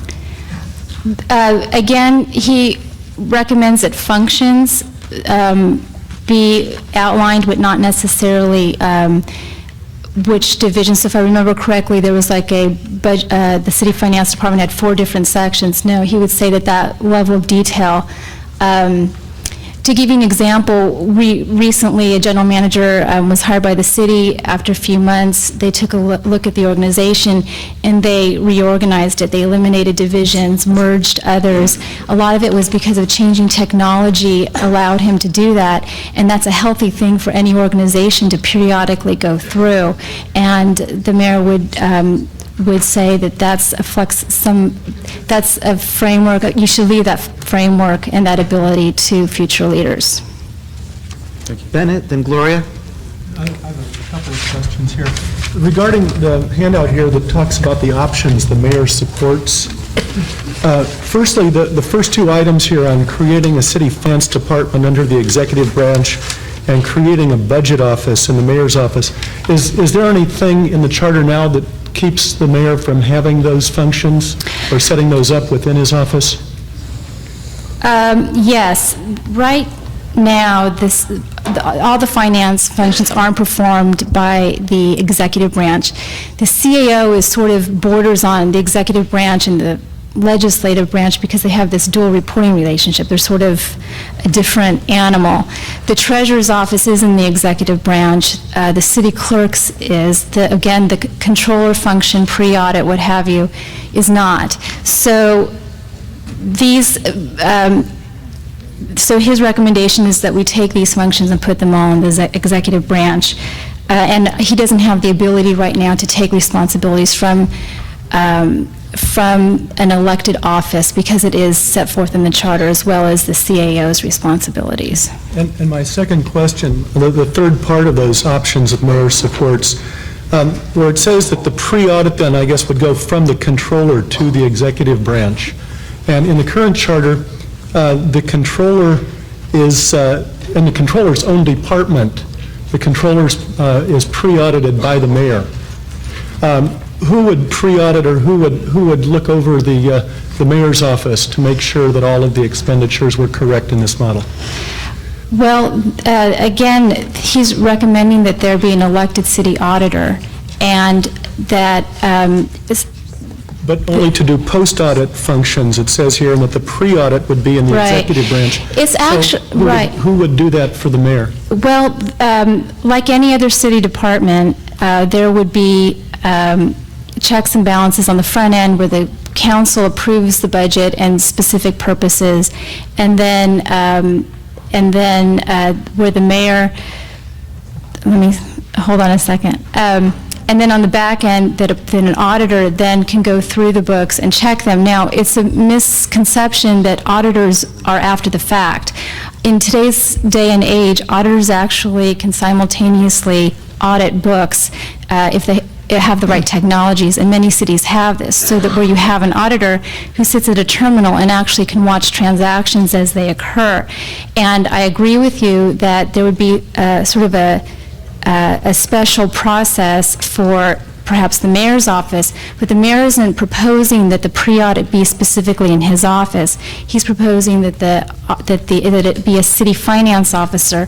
For instance, like let's just take our existing CAO's office, that administrator would be reporting to the mayor, but it would take place in a separate office, that you would have all the proper signatures. So when the city finance officer, just as they sign off on other general manager requisitions and requests for payment from animal services or from the, any given city department, that all those signatures also be present from the mayor's office, and then all those everything be reported and subject to check. Wouldn't that officer, and pardon me if I seem to be exceeding, I just would like to clarify this, Mr. Chair, but wouldn't that officer be someone appointed by the mayor or hired by the mayor? Yes, Who would be looking to see if the mayor Yes, signed? and if Would that is- Would that have been the same, for example, with, well, there was an issue on a previous mayor, was this thing Far East Bank, or things like that. I don't were know picked too up in much a about that, pre-audit. but I would say that if that is an issue for the commission, and if the commission is concerned about expenditures by the mayor's office, and they want to set up a special way for mayor's office expenditures to be done, then that's perfectly appropriate, and we have no objection. We're just saying, as a whole, we'd like to see a consolidation so that there's a better integration and working together of the financial arm of the city. Gloria, and then I think we should move on. Thank you, Bennett. Gloria, and then we should move on to the next speaker. Yeah, mine's just a quick question. On the other proposals, we have a flow chart. Do you have something where you've graphed this onto a flow chart, or if not, can staff go ahead and consolidate the proposal onto a chart so we can lay them out simultaneously? I don't know if you have. I don't have one, but we can get you one. Okay, thanks. That would be helpful. Great, thank you so Anything else? much. Sure, thank you very much.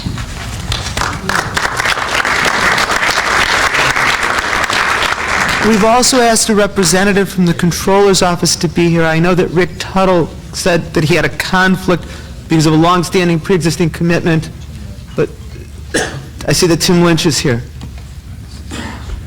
If you could just introduce yourself for the tape. Hi, I'm Tim Lynch. I'm Deputy City Controller. Also here in the front row is Tony Miera, who's the Chief Deputy Controller, position he held under 4 different controllers. The reason Rick Tuttle isn't here is he's at this moment giving the keynote speech to the Constitutional Rights Foundation. The topic, believe it or not, is charter reform. And he had accepted that before this meeting was scheduled, or he would be here. He's going to try to get here. If you go to 10 o'clock, you'll probably see him. The committee has worked very hard, and our office has been answering very aggressive questions. They've done the job that I think the voters asked them to do, which is really examine this charter. I believe the consensus report that you heard earlier, there are some areas of non-consensus, is an example of what happens when you get into an issue at depth and how things evolve. And that process, I think, will continue, and I think you can see this is a pretty complicated issue. Part of the complication comes from how things can easily get oversimplified or misleading, and I'll just use the example of the debt story that the chairman in the beginning announced there was no report by this commission on debt, yet that was what the newspaper reported. And one of the things that an editorial in the same paper said is that there's no one place where that information exists. Yet when the reporter had called our office saying, is it true that you have more than $10 billion of debt? We said, no, actually it's more like $14 billion, which is what the story reported. And we provided the document, which you can get from the controller's office, which is our combined annual financial statement. And that's the source document for that, the charts and everything in that story. You wouldn't get that from the story, but it's exactly where it came from. The need for a debt policy and a need for more aggressive oversight on debt is one of those things that the city controller has called for. We've urged this commission and the appointed commission to address. We urged the city council when it set up an ad hoc committee on this before it decided how it would proceed it to address the same issue. So it's an important issue, but as you can see, it gets twisted when it gets in the papers. And it's not lack of understanding, but there are disagreements on how to proceed. And I think it's important for the audience, anyone who watches the tape of this, and as this process unfolds, understand that sometimes the simple initial reaction is not what is the way it ought to really work. There is a prepared statement which I put outside late, so those of you who sat down early didn't get, but there's still some out there. I have some extras, and I think the commissioners have it. I'll try to go through it quickly, and before I start, I'm not, with the time limit, I won't be able to get through it all. It's something that Rick wanted to say. But so let me first just make a broad point. There are 3 citywide elected officials that are accountable to the people for the whole city of Los Angeles, the city controller, the mayor, and the city attorney. The city controller is directly accountable to the public and no one else for maintaining the duties of that office, which is to maintain the integrity of the books and to make sure that the public funds are spent in accordance with law. The controller does not make policy. We do not make the law. That's done by the mayor and council. We're the honest brokers. We're the umpires. We're one of the smallest offices in the city. There's about 160 staff in a city with 50,000 employees. That's a pretty small staff to be the honest broker. There are many more accounting employees, many more officials throughout the city that are involved with the financial records. Every department maintains its own records. We are just the backstop. We're the last place that rules on whether or not it's in accordance with the playing field, that, you know, all the rules that everyone has agreed, been signed to law, gone through the mayor's proposal, council's amendments, and the veto. That's the role the controller plays. In the audit function, what the controller does, it picks and chooses. Again, it's a very small staff, only around 20 auditors. And it picks and chooses where to go in and look to see if the internal controls are in place. That means to see whether the system has broken down inside a department so that you can no longer count on the information coming forward. Then you recommend remedies, and you see those reports in the paper from time to time. That's a managerial executive function to change that. It requires the mayor and the department heads to act on it. The controller has no power to make those changes, can only identify the deficiencies. Therefore, to argue that there's some sort of conflict between these roles is really not the case. The controller is, as this independent watchdog, this independent auditor, chief accountant for the city of Los Angeles, in a position of adhering to the rules irregardless of how one would have liked it to have come out. For example, if you say, we're going to accomplish the following this year, we're going to pave X number of miles in the streets, and it doesn't happen, the controller has no vested interest in that, whether it did or didn't. We'll tell the truth. Let the chips fall where they may.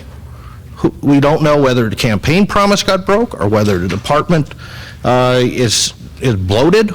That has to be more for the detail. But the data will be honestly presented by our office. And that's the role we play.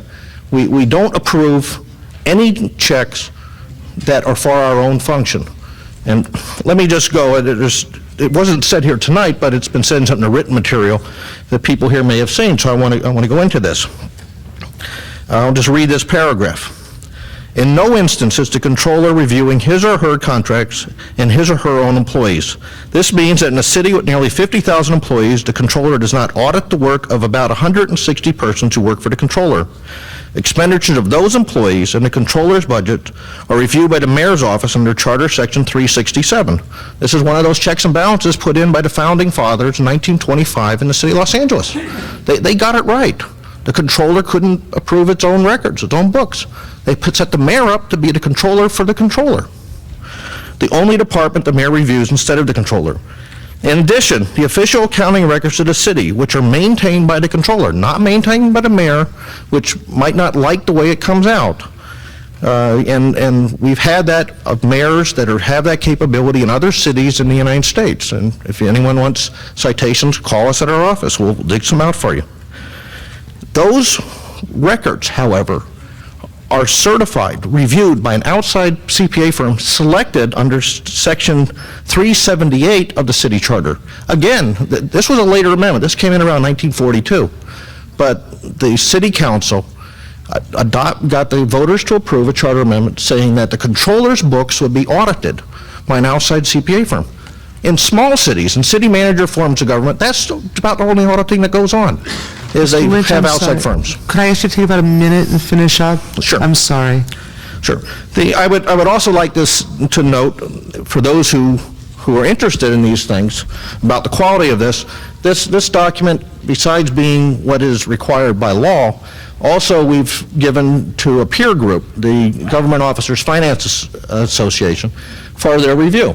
and it has received the Certificate of Excellence in Financial Reporting, which is the highest certificate it can receive, and we have no fear of review of the quality of the work of the Controller's Office, and have willingly subjected that. In addition, our auditors subject themselves to a peer review by an outside CPA firm to make sure they're in accordance with generally accepted auditing standards.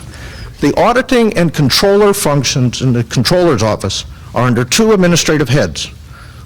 Everyone except two people, Tony Mayer and myself, are civil service in the Controller's Office. The other employees are civil service. It's a professional operation, and it is in fact the model that people are talking about here, which is have an independent auditor, independent accounting functions, the pre-audit, post-audit functions. But the difference between the proposal that was here and what we recommend is that the appointing authority be the elected official, elected by all the voters, who's the controller, not the mayor. That's considered the best check and balance, and if you check the profession, you'll find out that's widely accepted. Thank you so much. I know there are some questions from commissioners for you, Commissioner Boland.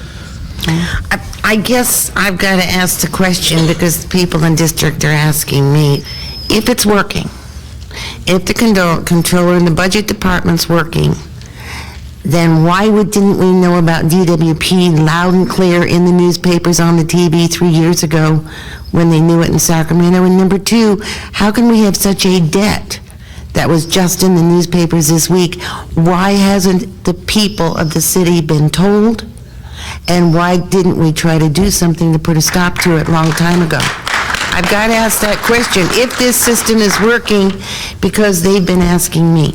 Well, I pulled from our files today in response to the Daily News editorial 5 stories that have appeared in the last 3 or 4 years that they reported on different controller reports. We've had a succession of reports identifying these very dead issues, and they generally appear about page 5 of the Daily News, and they're a one-day story. In each and every case, we had an action item that went to the mayor and council, and it got filed with the mayor and council. They're the policymakers, which is establish a debt policy in the city of Los Angeles. We don't have one, and that's why we've kept growing. They don't want a debt policy that might limit their options.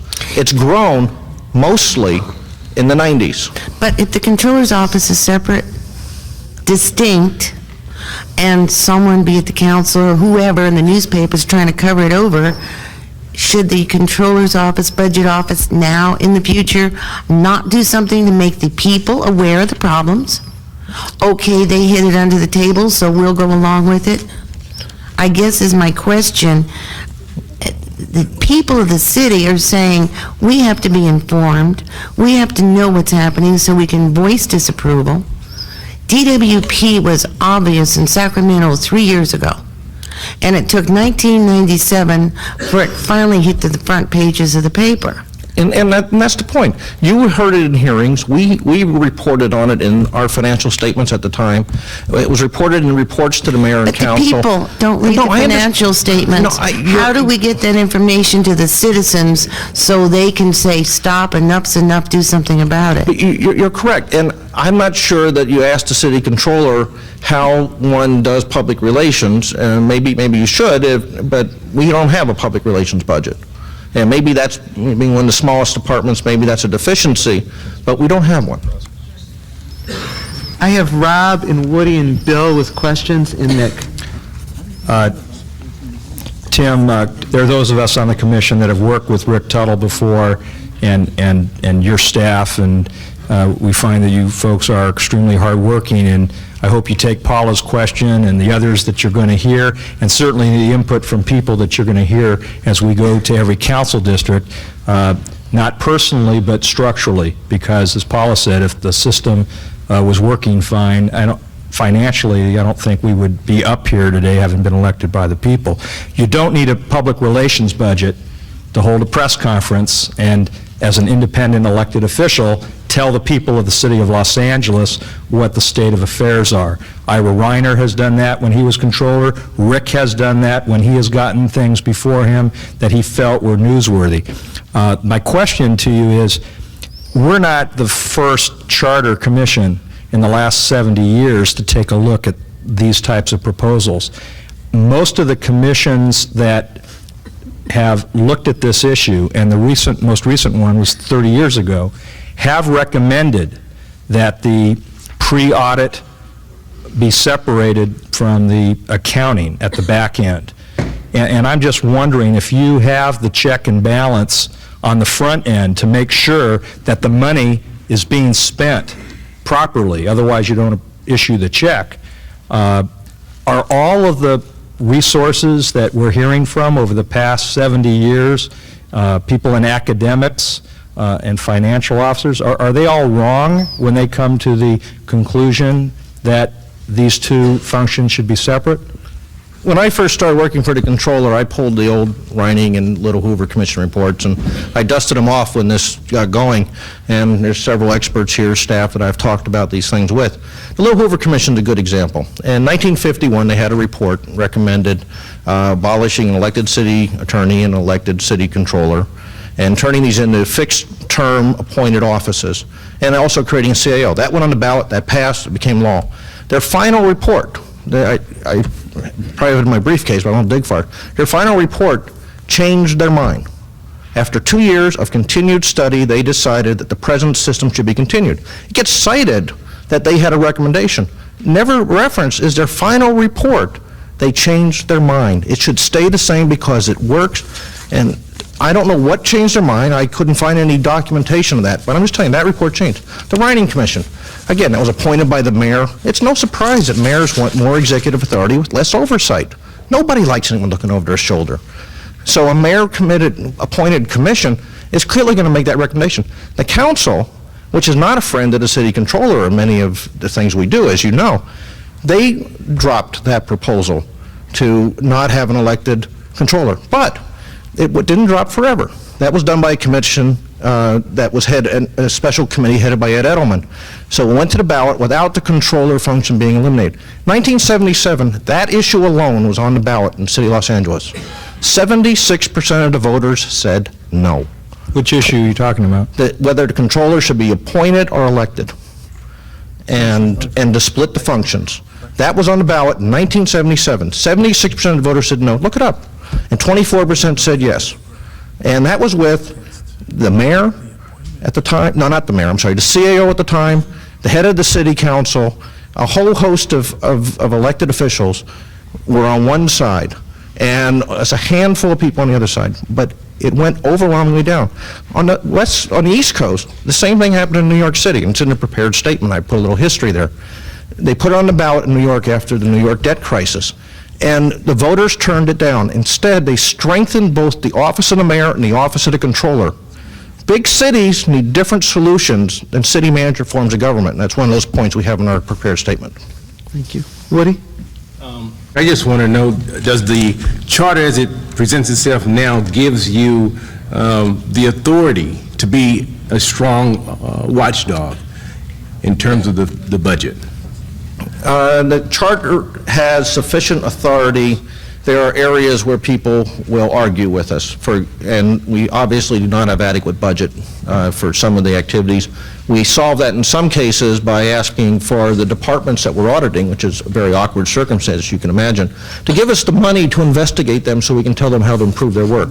They hate doing it, but with the mayor and council support, we've been able to do that on occasion. We hire outside firms, they work with our staff, and we do some very good reports.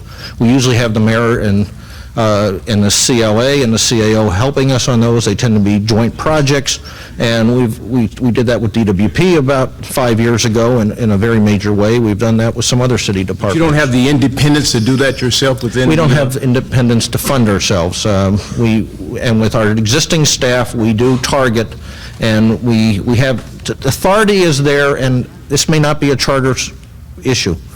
It's very hard to guarantee funding for investigations that people would rather not have.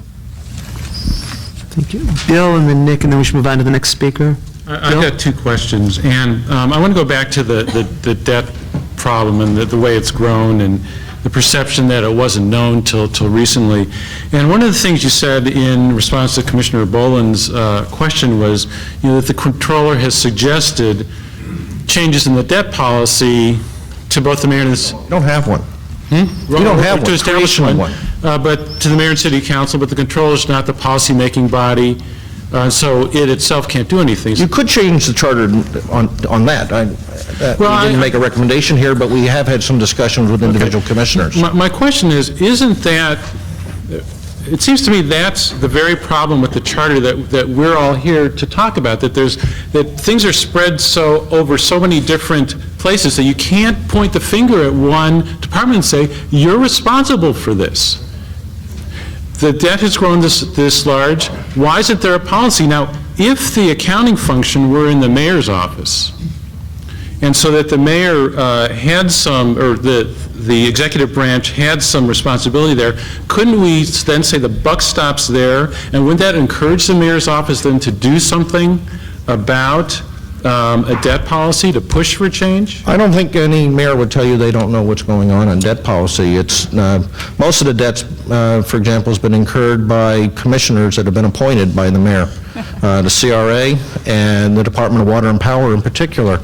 The mayors take great care at appointing those people, and they have close liaison on that. And debt issued by those organizations is done pursuant to contracts that the mayor approves by executive order. So, but my question is, if the mayor's, if the executive branch had responsibility for the accounting function, for the pre-audit function, wouldn't it, and so the buck stopped there, wouldn't there be more encouragement for the mayor's office to change the debt policy or to establish a debt policy? Accounting isn't the problem on debt. The question is whether or not, just because we can sell the bond, should we? That's the policy decision that has to be addressed. Okay, and one other question is, in New York City, when the controller's office was strengthened, did it have both the accounting and audit function combined? Absolutely. In fact, it has powers that I think would be cumbersome in Los Angeles. No contract is approved that isn't signed off by the city controller. The controller basically does an analysis of the budget, does a shadow budget analysis, prepares a report to the city council after the mayor presents it. That's what the CAO, well, I guess the CAO doesn't really. That's what the CLA's office does today. And when there's proposal of 2 budget committees, you would have that. And in the city of New York, that would be the controller's office. Thank you. Nick? Tim, did you have a chance to see the chart that I presented at the beginning of my committee presentation? Yes, I did. Okay.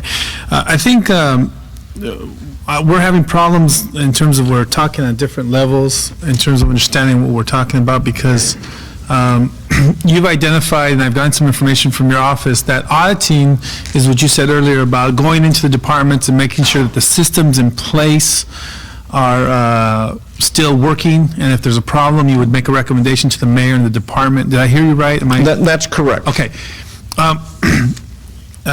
For the sake of my question, will you agree with me, or at least see it my way, that I don't consider that auditing in my mind, and what I consider that is that's just an extension of your role as in the accounting aspect. In other words, more of a monitoring of, because if I understand correctly, you're delegated the responsibility to set those systems in place so that the money's being spent appropriately. So you're just checking systems that you recommend. And I've seen how you hand out a manual to the departments on these are the current accounting practices we would like you to follow, or we anticipate you'll be following. So I don't consider that auditing, but looking at my chart, where I call the verification and the independent monitoring of that complete expenditure, am I correct in that that's only being done once a year through the annual audit? The annual audit is the entire financial reporting system of the city, which is computerized. By the way, one of the things that someone says we ought to have this stuff done computerized, I think you did, and some offices, this stuff is reviewed by computer. Well, that's what we do. That is what our office does, and we'd like to have it more online than it is today, and we're getting there, but it takes a while to modernize the city. By the way, that's one of the areas the debt has gone to, is buying these computers. Okay, let me ask you this. Let me just be more clear then. if you're completely responsible, for example, and I've used this example with other individuals, if a department wants to buy a $1,500 computer, I want your office to be ultimately responsible for signing that money out in terms of whatever process you pick is appropriate, because that's what we rely on your office for. But that complete process, which I've identified as the spending process, I want someone else to verify it. In other words, I want someone else to say, occasionally, not saying every day, but like occasionally to say, yes, a computer was purchased, there wasn't no corruption between the department and the controller's office, no one was stealing money, everything's okay. I want someone to do that. Is that something that I can get in this charter with your office support, is get someone that's going to do that? Not your own office, because you're approving that check or that? Well, Jim Armstrong, our Director of Auditing, who came to us from the federal government, Inspector General Office, is here in the back. He's civil service, but he does this. And they set up their own audit plans. I do think, Nick, some of what you're saying is terminology or semantic issues. This is sort of the Bible of government accountants. This is the government accounting, auditing, and financial reporting guidelines that comes from the GFOA. You notice it has all three: accounting, auditing, financial reporting. They're a continuum. They're all part of the same rule. There's all kinds of auditing, and I think we bore the audience with this, but or I would have Jim come up and talk about all the differences. But that's one of the things you test for, to make sure that you're talking about an inventory system. Make sure the inventory system's in place. We actually found there wasn't one on computers, and that was one of our audits that the auditing group put out, I think, 2 years ago. Okay, then that makes me uncomfortable if the left hand is spending the money through the processes implemented and recommended by the controller's office. I'm sorry, I'm raising my right hand, I'm going to confuse you. Okay. So the left hand, okay, is recommending these processes, and then the right hand, still within the controller's office, is occasionally auditing the left hand. I mean, that seems to be... The controller part of it, you know, in the counties, they're all auditor controllers. And the controller part makes sure that there's money in the budget, and the person allowed to purchase that is signing it, and there's a contract in place. And then they go ahead and they purchase it. The auditing people go in and make sure later on that they actually know where they all are. There's an inventory system. That's a whole different function. Yeah, but can I finish this real quick, though? Let me just make this one point. Okay, but you're asking one employee from your department to basically catch another employee from your department if there's a mistake or if there's some fraud or there's some embezzlement or illegal activity, and I'm uncomfortable with that. Never. That doesn't happen. They never audit our department. I'm not talking about that isn't the case. Okay. Thank you. Gloria, you got a quick question. Yeah, I have a quick question. I'm interested in the flow charts again. At the conclusion then, is it your premise, is it Rick Tuttle's premise that the present structure is what we should maintain, that there really is not a structural change that we should recommend in charter reform that will enhance the accountability or the efficiency of the controller's office, or basically the taxpayer's dollar? So are you basically saying keep the present structure, don't make any change? We actually think that in the instance where you might elect a controller that doesn't have the kind of professional standards that Rick Tuttle has brought to this, that you might want to make sure that the independence of the auditing function is preserved, as we have in our office. I mean, it hasn't been a problem in the city, but you can envision an awful case of that, where somehow someone will get elected and mess up the civil service system and that. So there are ways of creating some independence, and we'd be happy to explore that but the appointing authority should still be the controller, perhaps subject by confirmation by someone else, like the council. There's issues of fixed terms that have been discussed. There's pros and cons of all those, because the civil service system itself is supposed to have its own integrity. But we do think that there are ways of guaranteeing the independence of the auditing function, but there's no reason to split apart one of the smallest cities in the city where everyone's dedicated to the same common purpose, and it is a continuum of services. Thank you so much, and thank you for always being at our committee meetings and advising us throughout this process. We look forward to continuing to work with you. And we'd be happy to meet with individual commissioners, members of the audience. We do that regularly, and You've been terrific. we're Thank you very so available. much. Thank you. Let me just say a word to both the commission and the public of where we are in a slight modification of the agenda out of consideration to those who are on our speaker list. We have two more invited speakers here, a representative of the CAO's office and then Bill Powers. Then what I would suggest to the commissioners is we have a few more speakers cards that we didn't get through. What I'd like to do out of consideration to those who've been waiting is take the public comments, and we'll hear all of the public comments. And what I'm going to do, we have 8 people who have turned in cards so far. I'll ask each of them to speak for no more than 2 minutes, but they'll each get a chance to speak at this stage of the agenda.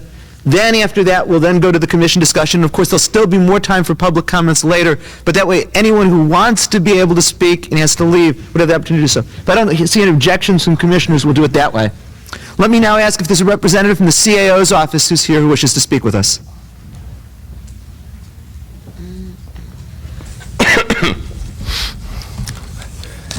Thank you. My name is Robert Chase. I'm the Assistant CAO, Executive Officer for the CAO. Not exactly a new city employee. I've worked for the city for about 40 years now. That's 4 mayors worth. We've had an opportunity to look at your commission's committee recommendations on the financial structure. I've heard several of the proposals tonight, the alternative proposals, heard the controller, and heard some discussion on debt administration. One suggestion, just listening to this, regarding the auditor, you may want to appoint the Daily News as the auditor for the city. Okay. All right. Give you a little background on that one specific issue that came up the other day as a major news item. You're asking if anybody is watching the city debt. The reason that came up is the CAO presented a report to the Mayor and Council on January 21st, giving them a heads up as to where we were in our debt program, what it looked like for the future, because we're talking about some planning for major police bonds for facilities, major library facilities issues. Those are very big issues, and added to our current debt, we could exceed the rule of thumb that Moody's and Standard & Poor's uses for a municipal government like we have to maintain our very high debt rating. Now, both Moody's and Standard & Poor's would take exception, I think, to the comments that the city's financial status, financial management structure is out of control or inadequate and needs to be totally revamped. Just read you a couple little comments from Moody's and Standard & Poor's. Standard & Poor's said that a stabilizing economy, moderate debt levels, and a strong management team which has prudently addressed fiscal issues provide a very strong ability to pay debt service, talking about the city of Los Angeles.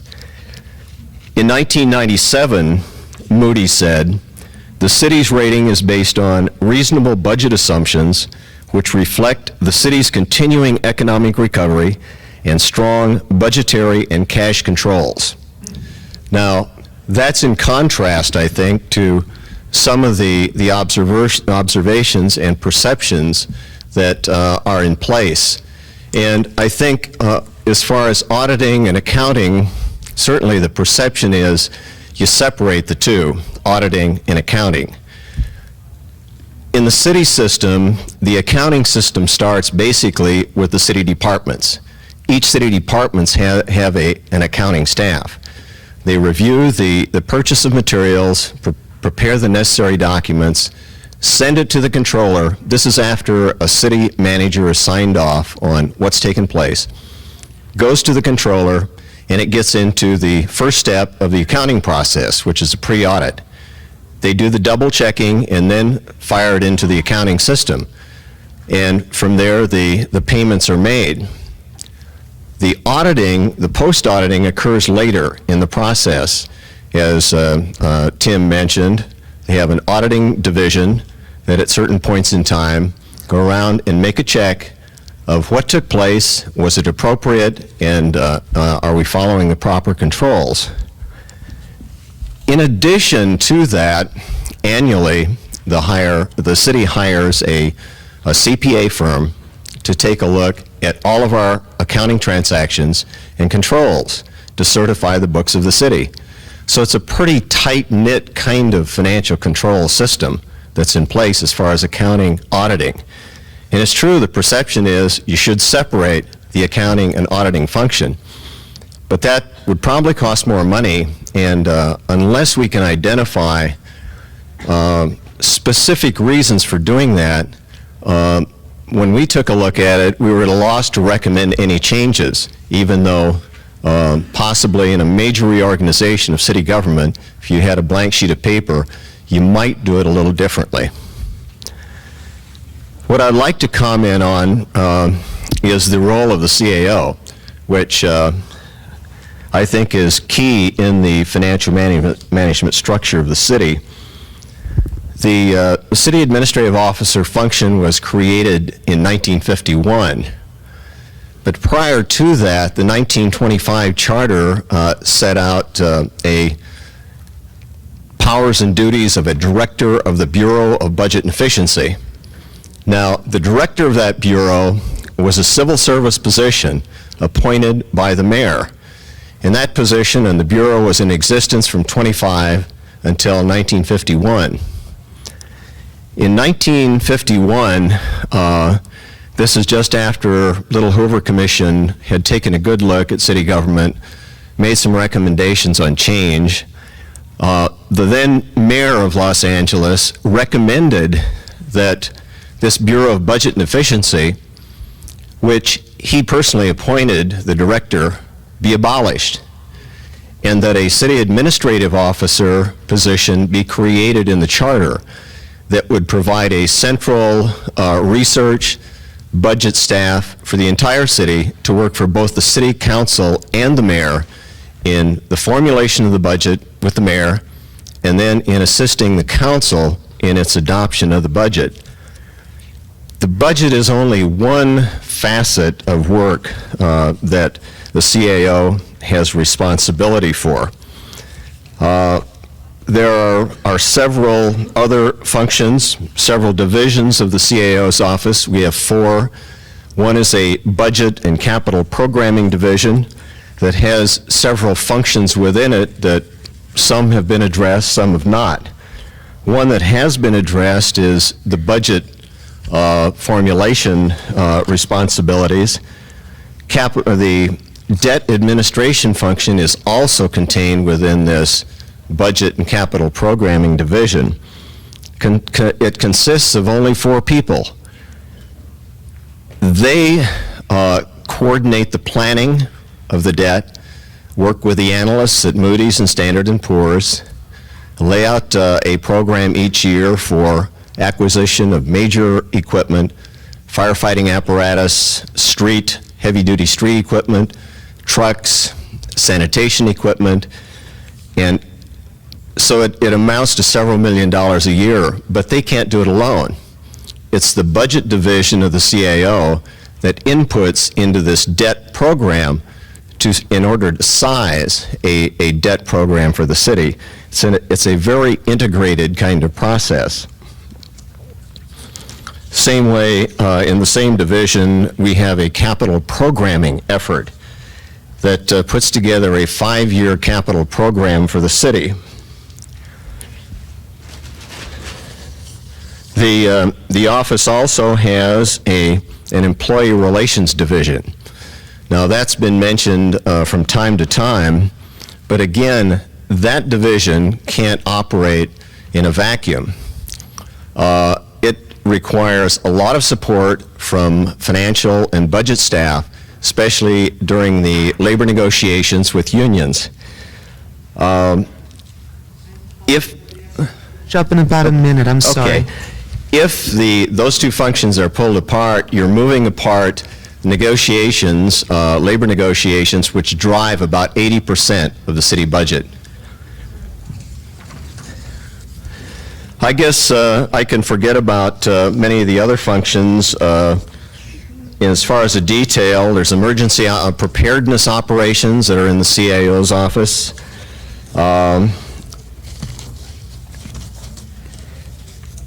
What point I guess I would like to make that the CAO I think has mentioned to you before, that it's important in this financial structure, whatever you come up with, to separate the day-to-day line accounting, auditing kind of functions from the policy analysis, from the budget and financial analysis functions. They require two different levels of staff. The financial and budget analysis groups should not be bogged down with the day-to-day heavy routine accounting, auditing, treasury functions, but should be set apart as a policy analysis group. And as it stands now, this group responds to both the mayor and council. We produce several thousand reports a year to the mayor and council, and are not encumbered by the day-to-day routine of accounting, auditing, treasury, and so on. I think that's basically what I wanted to point out tonight and get across to you. I think one of the proposals that was made tonight is that where you have a creation of two budget groups within the city, one mayor, one council, I think that would work, but it would be quite costly. You're going to set up a duplication of effort within city government. This is not the federal government. This is still a city, still a municipal government, and we're not so large that we can't use a central research, administrative, budget staff to respond to the mayor, to respond to the council, to respond to the public and other agencies. Thank you. Thank you so much. Thank you.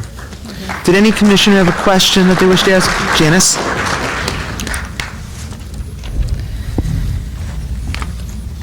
Basically what I think we're all struggling with is this idea of obviously accountability, fiscal responsibility, protection of the taxpayer dollar, and I think obviously we've all been charged with the job of certainly seeing if something is broken, we want to be able to fix it, and we wouldn't be, giving our time to 2 or 3 meetings a week if we didn't believe in real charter reform. But there seems to be a conflicting opinions tonight whether certain things really are broken, and maybe we don't need to fix it. I certainly don't want to fix anything that's not broken just because we want to change things. It's interesting to me to considering that not separate from the reports we've been hearing about the horrendous debt that the city has been incurring, seems like Moody's and S&P has actually rated our city fairly high. What is our current bond rate for our GO bonds? It's a AA rating, and of all the large cities in the country, there's only one city that's higher rated, and that's Dallas. And they have a lot of money down in Dallas. So basically, the Wall Street is looking favorably upon They look very favorably to our Los city. Angeles and our management. I mean, I think that's something we ought to take into account. The other thing I was interested in reading some of these reports is the idea of the CAO's office projecting, having revenue projection in their office, and also preparing the budget. Mm-hmm. If there's anything that I think may be a little bit of a conflict, and you can respond to that, it seems to me if you have the same department projecting revenue and then also preparing the budget, seems to me you're more likely to want to make sure that you've projected enough revenue to cover the budget. Seems to me maybe those two functions should be separate. I'd like you to That's a good point. It's certainly a temptation, but if you have to live with your revenue estimates, and if you're around very long, they'll come back at you and say that you missed it, you didn't do a very good job. And as a result of the experience with our financial management team, they're extremely careful We deal with local economists, checking our local economy, because our revenues are basically driven by the local economy. The business taxes, the sales taxes, the document taxes on property, and so on. I think you'll find that we estimate our revenue within about 1% each year, and that's about the leeway. We've been doing a very good job. It's been difficult because of recent recessions and all, but it's tempting to easily balance a budget with, say, phony revenue estimates, but it doesn't work that way. It can't. It's not realistic. Just a couple questions. 6% cutback for the police department next fiscal year. And I've received figures up to $100 million deficit going into next year's budget. You made a comment about the Daily News being the auditor. Well, it took Channel 2 to bring to the public the contamination in local restaurants. And it's sad that we have to rely upon the media to broadcast. Government should be protecting the people and should be there for that purpose, since they're paid for by the taxpayers. When it comes to these deficits, it troubles me that the police department buildup, and now they're being told a 6% cutback.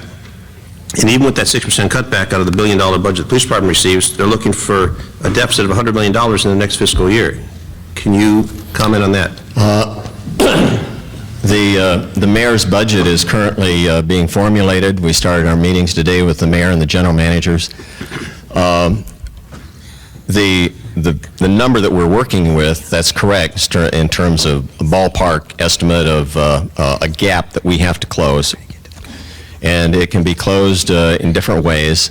The 6% that you mentioned was an original budget policy letter to the departments, listing all the departments and asking the departments to come back and tell the mayor what an impact of X% would be on their budget. Police was given a number of 6%. Very high, in my opinion, not very realistic, but it at least starts a process and the thinking process as far as police management. How can they do a better job with fewer resources and still maintain an effective field force, crime suppression force? It would be very difficult, I think, for police to cut their budget that much, but I think that there are economies in every department of city government where we can achieve this, solve the problem at least of the out-of-balance condition. We do it every year. We have to have a balanced budget. We can't finance the budget any other way. It has to be based on actual known revenues. Police is just one of a long list of departments that are going to be subject to a very careful review. Thank you very much. I think at this point I'll say thank you and move on to our last invited speaker. Thank you so much. The final speaker is Bill Powers, who's the chair of Paula Boland's Committee Number 2, and I appreciate your waiting to speak until now. It seemed best to hear your remarks on finances in the context of discussing finances. We thank you so much for the report that we received from you tonight. Thank you very much. I want to thank you and the entire commission for having the care and concern to be out here and to be working about problems that people out here I know have real concerns about. I think we in the public perceive Los Angeles in crisis. That's why we're looking at charter reform. That's why the Valley is looking at secession. We see fiscal mismanagement. We see resources applied where it doesn't make sense. We see an unequal application of resources in the San Fernando Valley. And because of that, people out here and I think in other areas feel unempowered. They feel like second-class citizens. This is a very serious issue. And as a result, we've taken a very serious look at this, and we've decided among our committee, and one thing we have not lacked is decisiveness. And that is that we have Bobby Fiedler and Harry Coleman on the committee, so it's impossible to be undecisive. We decided to take a fresh look. We felt unencumbered by current structures, and although we tried to be guided by them, but we came up with some ideas that we think are kind of unusual, but to the point, and we hope that they may be of some use to you. First of all, we've made some generalized conclusions. First of all, the city has to change the kind of revenue generation process it has. Secondly, it has to change the manner in which those funds are administered and controlled within the city's bureaucratic structures. And third, it has to change the manner in which the funds are allocated and controlled within the geographic and political divisions. We want revenue generation change, restructure of government, and local control. We have answered in our restructure segment each one of the 5 questions that you posed in the agenda, and I'll address those when we get to them. But before we get to that, we felt that there were 6 really essential points that needed to be stated. And these, I guess I could call them the 6 commandments of our commission. 1, that the budget must be balanced annually. Second, the taxpayer dollars not be utilized to subsidize private sector enterprise directly or indirectly. That charges to the public for essential public utility services such as water and power shall not exceed the actual cost of delivery of those services. We can't have grandmothers and poor people going without water and power. Fourth, that there should be one properly protected but integrated computer system for all city departments. Fifth, that city retirement plans must conform to ERISA and not the exemption that the city has to ERISA, but to ERISA.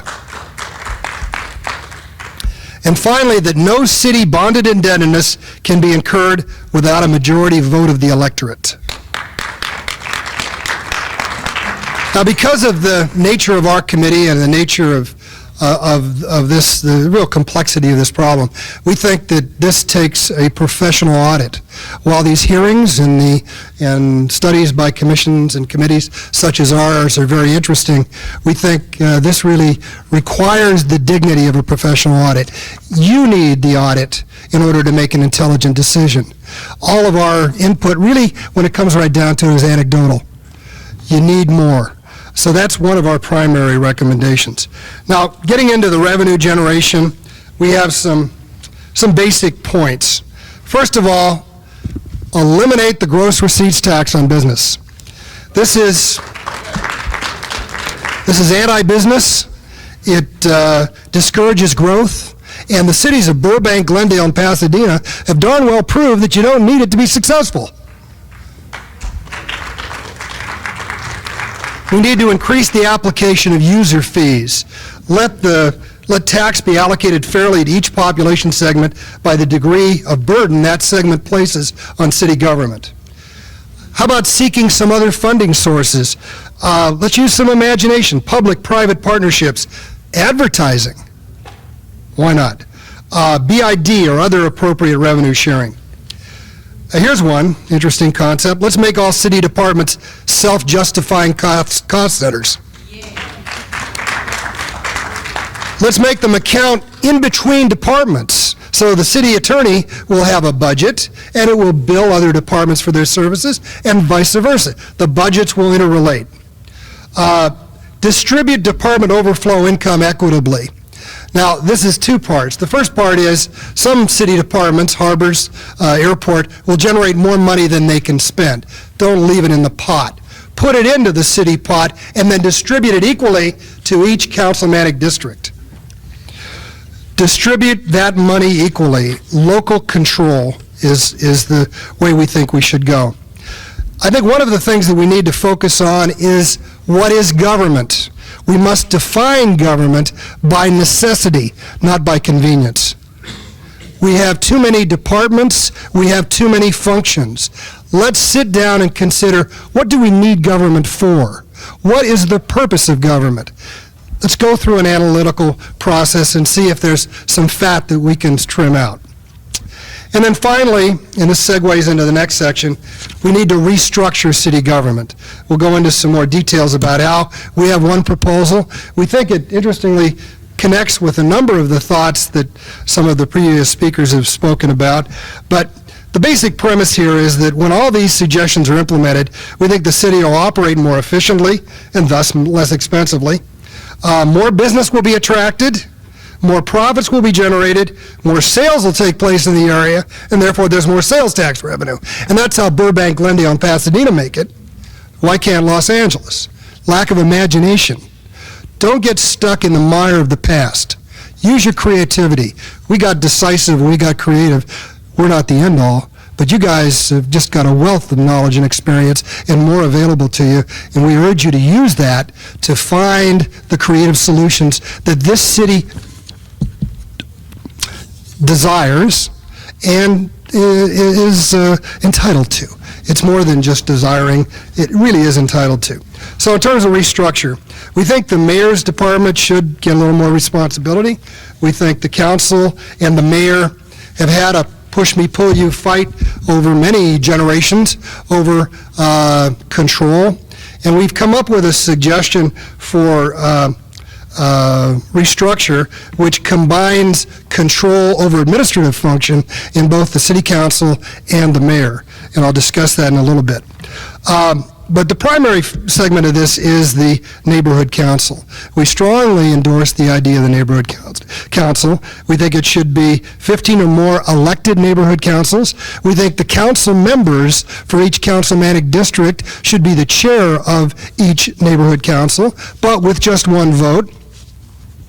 And the basic premise that will operate, much like in the federal-state devolution of governmental responsibility, what is not specifically given to the city council will reside, in terms of power, in the neighborhood council. So, the council would serve a function of articulating legislative mega policy, citywide mega policy, covering infrastructure, covering new coliseum, covering anything that attracts and affects the entire city. It would also maintain responsibility over the administrative arm of the government. All the city departments would operate under and be beholden and responsive to to the city council as well. Okay, structure. We think the mayor should continue to perform an executive and administrative, but also an administrative function, as should the council perform the legislative and administrative function at the mega policy level. We think that the administration of city departments, however, should be separate, yet report to the city council and mayor. So in your chart, you'll see you have the administration basically headed up by professional management, a CAO, who is also a city manager, who has real power, who has real knowledge and expertise, not to demean our CAO or any of the other folks that are operating so well in what we think is a city government that needs reform, but we would like to empower that office further.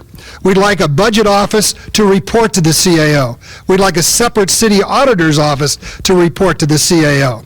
We'd like all city departments to report to the CAO, including a finance department consisting of a chief financial officer, a city clerk responsible for tax collection, a treasurer responsible for oversight of investments and cash management, and a controller responsible for accounting.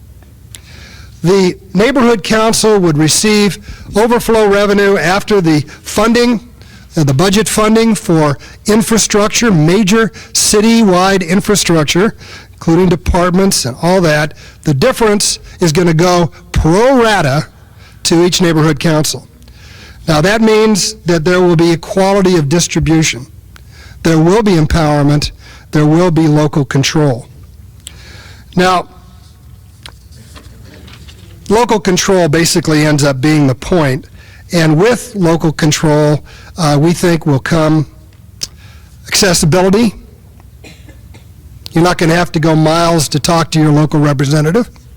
You're going to get accountability because what needs to be done within that neighborhood council will be done because the people will make darn sure it happens. Could I ask you to finish up in about a minute? I'm wrapping. Thank and you. Finally, that the credibility of city government, which we feel has been all too compromised, will be increased, if not brought to a level of idealism. And at the same time, we believe this entire process, through the checks and the balances and the controls inherent in it, will put put significant downward pressure to decrease the cost of government. Thank you. Thank you so much. Thank you for that excellent presentation and for your written report that's so detailed. Do any of the commissioners have questions at this time for Mr. Powers? Bennett? I would just like to invite you to come back to the Committee on a More Responsive City Government with an Involved Citizenry, which after our presentation on city council districts on February 23rd, will be taking up the issue of neighborhood councils, and we would like very much to hear more in more detail about your proposals. Thank you very much. Thank you. Thank you again so very much.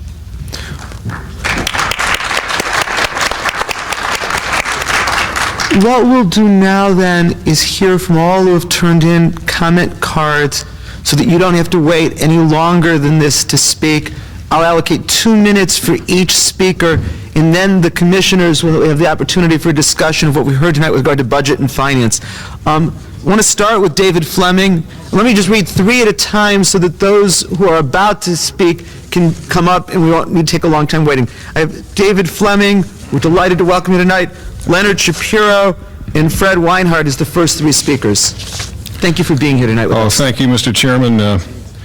As one who first suggested charter reform, and when it turned out that the council refused to allow an appointed commission to have its work product go directly to the ballot, I then called for the election of a charter commission pursuant to the state constitution and was joined by the mayor. The mayor and I co-chaired the initiative which made this possible, and I look at each one of you and I thank you so much on behalf of all of the citizens for the time you're taking to represent us to recreate Los Angeles city government. You're all to be congratulated. If I may, just a couple of broad brush suggestions, and I know we'll be talking more about this. Please bear in mind that your task is not to cure the ills of cities like Los Angeles. Your task is to create the mechanism which will cure those ills, and that's a big difference. I certainly concur with what Dr. Schachman said tonight regarding charters. They are constitutions, they are frameworks, they should not cover details. Let's put it this way. First of all, they have to be comprehensive. An 8th grader should be able to read and understand a city charter, assuming 8th graders could read, which we should work on too. Don't put anything in a charter that you don't want to impose upon the people the obligation to change. Now that to me is very important. Remember, everything in that charter can only be changed by a vote of the people. And we've seen so many elections where charter changes have come up and somebody looks at it and it's absolute gibberish. Even lawyers can't understand it. That's not fair to the people. I would venture to say that 90% of everything in that charter ought to be in the administrative code and be changed by the elected officials of this city. We should more or less follow the Constitution of the United States, which after all has only been changed 17 times in 220 years. The Constitution works. One other viewpoint I have, and that is this. Unlike the framers of the Constitution, you're starting from the other end. By that I mean, the framers of the Constitution had the parts in place. What they had to do is create an overreaching government. They had the states existed. They had to form a federal republic. I think you're on the other side of that equation. We have a city government. What I would like you to do is think outside the box about creating subdivisions of that city government, whether you call them boroughs or clusters of community councils or anything else. It doesn't make any difference. The point is that you have to bring government closer to the people, because common sense tells us that if a government is close to the people, a voter begins to trust it, to use it, to understand it, can get comfortable with it. Our problem is that we have a charter created when the city was 700,000. It's 4 times bigger than that now. We have to bring it closer. So let me suggest this, that you bear in mind the creation of some subdivisions of city government which would have the power to control those things that affect the quality of life of people. such as public safety, parks, libraries, non-arterial roads, some limited zoning that only affects that area of the city. And most of all, and this is where we're really going to get a little revolutionary, most of all would have the power to tax. Because with the power to tax goes the power to control things in that particular subdivision. So if they want to, for example, if they want to bring in a trash compactor facility and get the revenue off that, that may not be very nice to just ask people to agree to do that, but if they want the revenue off that, they can keep that revenue and use it for something that they need in their community, because in this city, one size doesn't fit all. And that's the kind of area that I think you've got to start thinking about eventually in the future. Again, congratulations to all of you, and Godspeed, the best of luck. Thank you. Thank you. And I hope very much, I hope we'll have the opportunity to hear from you and work with you a great deal more. Thank you so much for being here tonight. Mr. Leonard Shapiro is next. He left? Okay. Next is Mr. Fred Weinhardt, and then after that I have James Stewart and Dorianne Lee Parker.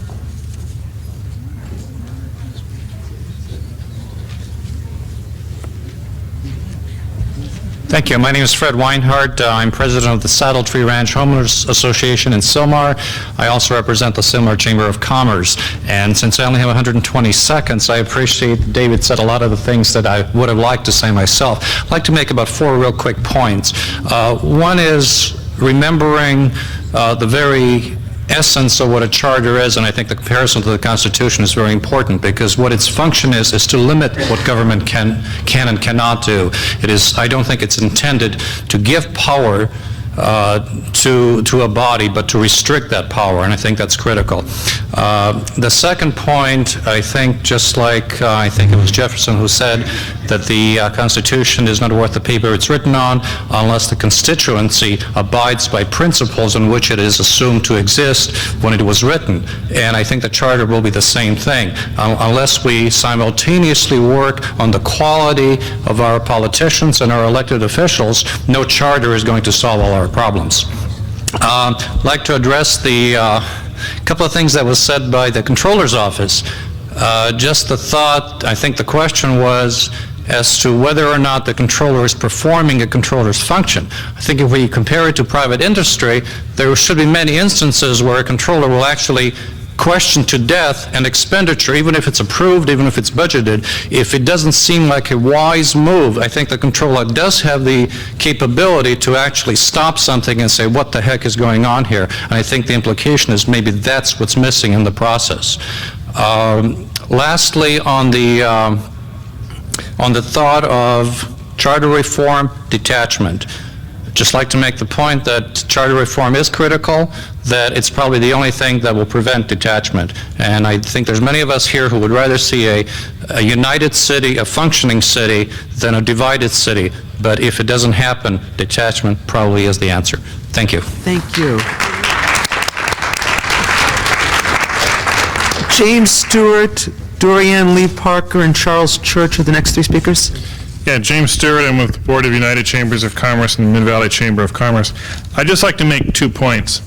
First off, remember that the dollars that you spend tracking the dollars are also tax dollars. And we should not get ourselves into a point, which I think we are in today, where we're spending thousands to save hundreds. That is not responsible fiscal management. We could have a looser system and probably still not spend any more money, in fact, maybe save some money. When we have several levels of approval, each one of those levels costs money. The actual dollars in terms of salaries and overhead, and also decreases the value of the money. Money has a value over time. And as someone who has dealt with many organizations that have been owed money by the city on contracts, and it takes months to get money out of the city, even if it is a legitimate expense and approved by everybody up front. I work with the Valley Cultural Center. We get money from Parks and Recreations, from the council office. It takes 3 months and 12 pieces of paper to get that money, including asking questions like, it used to be, is any of your subcontractors doing business with South Africa? What is the ethnic makeup of your board, of the artists that you have served? All of these questions are irrelevant to the actual control of the money. So let's not get into the idea that we have to track every dollar so much that we are spending thousands to save cents. And the idea of thinking out of the box, I would refer you to the book called Reinventing Government. There are many cities in this country who have adopted a new form of budgeting where they give a block amount to the department. No line items, no micromanagement, no saying you'll spend this much on salaries and this much on equipment and this much on supplies, but giving them the whole ball of wax and saying, here is the goals that we set for you, and you will be judged on the goals, not on how much money you spend. And let them spend the money the way that is wisest for them to do it.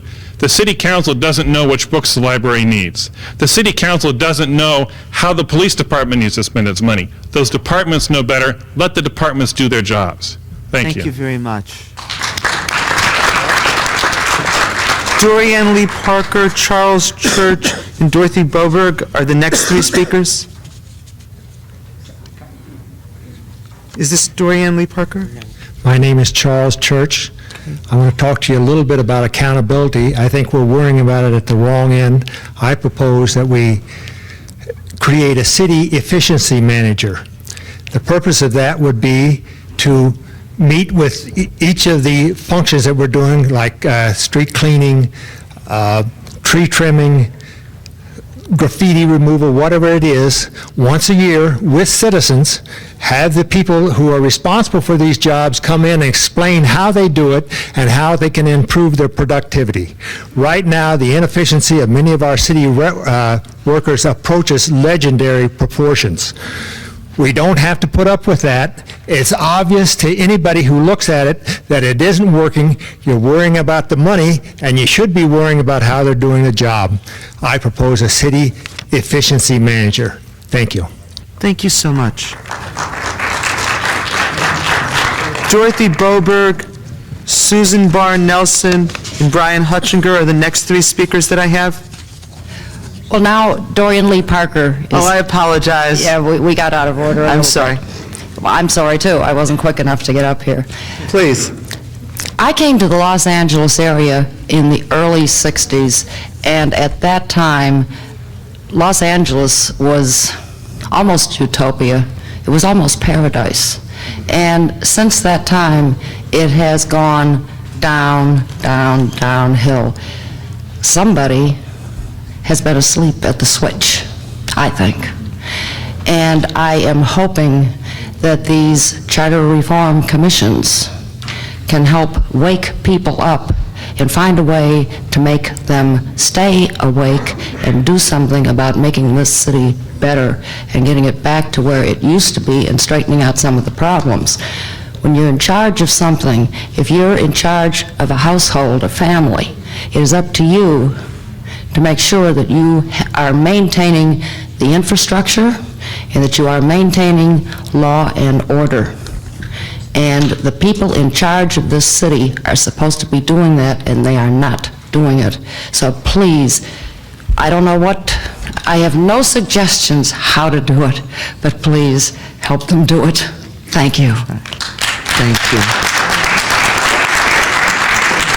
Dorothy Boberg. Mr. Chairman, members of the commission, I have three things that I would like to talk about. City concepts, long-term problems to be solved, and proposals for Northridge.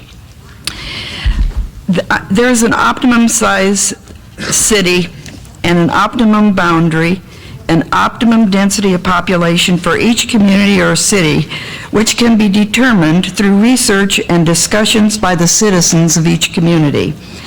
Long-term as well as short-term planning should be done. Action on Los Angeles City Charter reform will probably be short-term, so it is necessary to elect commissions for each existing and proposed city to consider long-term changes now.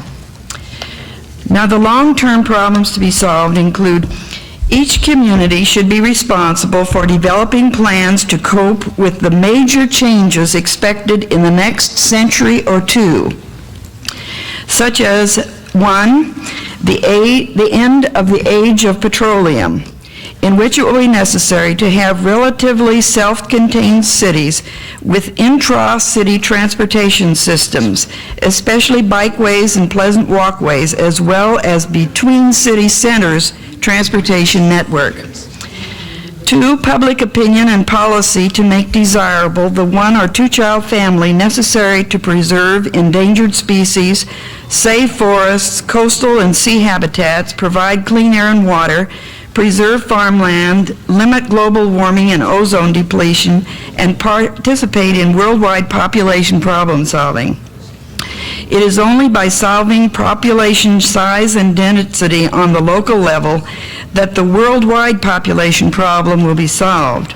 3, the increasing number of home and small businesses based on computer technology will encourage development of more livable and beautiful small cities. I apologize, but I'm with going to ask you to increased finish up in about local 30 seconds. We do have your report. Thank you. Supporting local companies. 4, development and deployment of solar roofs for electricity and home heating and other conservation technologies.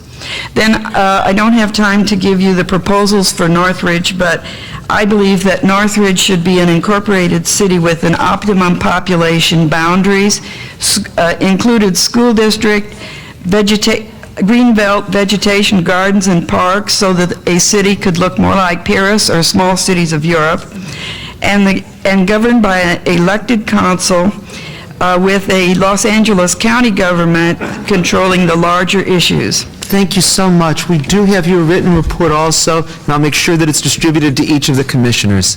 Thank you. I'm Sue Nelson, here representing myself. I'm sorry, say your name again. Susan Nelson. Thank you. With Friends of Santa Monica Mountain Parks and Seashore Hillside Federation. And I'm only going to be brief because it's very late. And for one, I find this discussion really amazing. I've been involved in local government activism for about 30 years, and I learned more about the city this evening than I've ever known. So I appreciate the discourse. I think it's a very important thing that's happening. I do not support this chaotic representation of the grassroots at all that I hear coming from the Valley, but I do support an expanded city council, and I think the city council expanded should be connected up to the various community plan districts.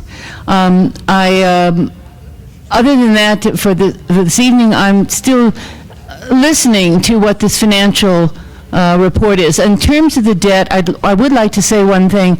Unless you have revenue, all this financial department restructuring isn't going to mean a thing. The state was set up as the revenue guideline for the cities in an earlier era. That needs to be changed somehow or other. That's going to have to happen. We cannot have the rural governments making determinations about these high-density cities. This also includes Congress. If you look at the Senate, you're seeing that the rural areas are controlling the futures of our urban areas, and that needs to be changed. Thank you. Thank you. We have 3 more speakers with cards: Brian Hutchings, Robert Lamishow, and Myrna Lightstone. Hello, Commissioners. Brian Hutchings, Santa Monica. First of all, I want to say something about the debt and the Moody's places, Standard & Poor's and so forth, which is, first of all, budget balancing is a bogus concept. It's bogus at the federal level, and Clinton is, I'm sorry, wrong. I support him in most other measures about the the importance of balancing the budget. Not even in a family does it work. Anyway, you have to get into the international scene. You have to understand that there's a lot more to it. That's why I brought these newspapers. I'd like people to check out the newspapers on the international financial scene. It's really pretty horrible, and it's going to affect us. It already is affecting us, I'm sure you know. Now, the reason I sometimes refer to this process as Big Wand is because of the involvement of the Rand Corporation. And I suggest that people get a look at the preliminary so-called operations manual approach, the report of the Rand Corporation, that just followed the appointed commissions budgetary discussion similar to this one, and came out that weekend following. And finally, this has come up, but it was basically passed through. It seemed to me from the staff report that part of the recommendations, the Integrated Financial Office and so forth, was passed through to the Government Officers Finance Association. That was where they got that. Yes. Now, another reason to worry about the RAND Corporation is because if you look at the Pentagon Papers were planned by RAND. It was part of a process, and that's why I sometimes worry about processes like these. Lastly, I have one thing that I want to do, which is on Friday at the LA City Council meeting, a friend of mine, Jerry Rubin, is going to be presenting an 18-foot Valentine to the UN. Please ask him to send that to the Iraqi children, not to the UN, because the UN is imposing sanctions on the Iraqi children. Lastly, please, could somebody give me a ride over the hill? I took the bus here, and it takes a while. Robert Lameshaw. Good evening. My name is Robert Lameshaw with the Mid-Valley Chamber of Commerce. I'd like to commend the Commission on the hard work you're putting into this process, but I'd also like to warn you about something. I've noticed in tonight's session a tendency to be getting involved in a lot of detail.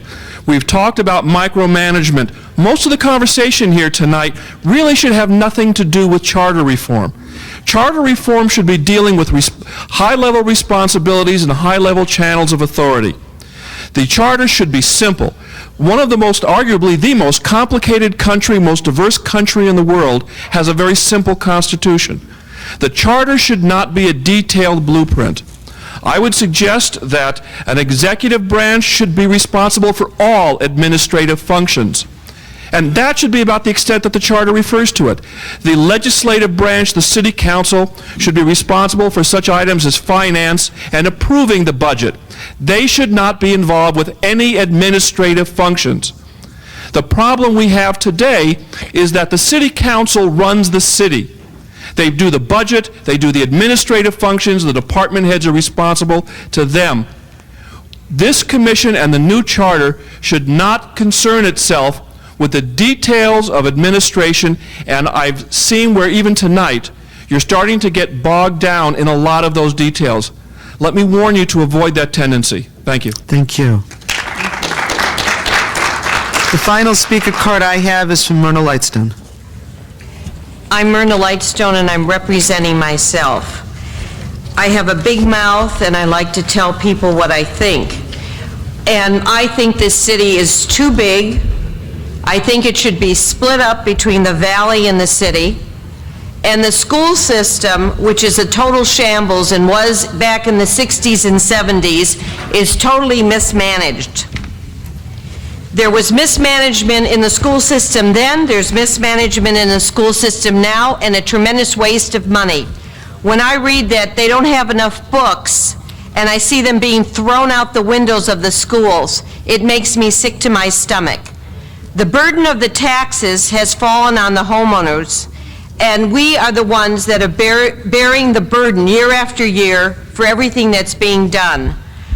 I'm angry to have to put my dollars into things that are waste. I'm tired of calling the Department of Water and Power to complain about my bill on my water bill, and then I get turned around from one department to the other, and the Water and Power is managing itself.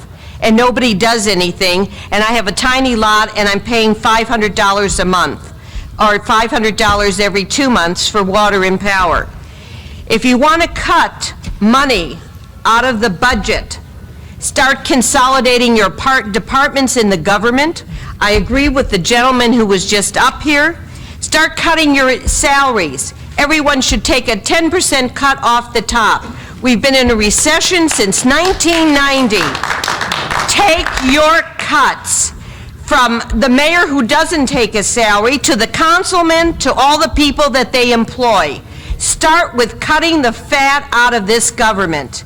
We in the Valley are so fed up with being overburdened by what happens in the city. I had a business in the city, and we were taxed up the kazoo. If I could ask you to finish up in about 30 seconds. And the crime there was unbelievable. After my partner got attacked in the store on Pico, I decided to close my business in the city and move to the valley.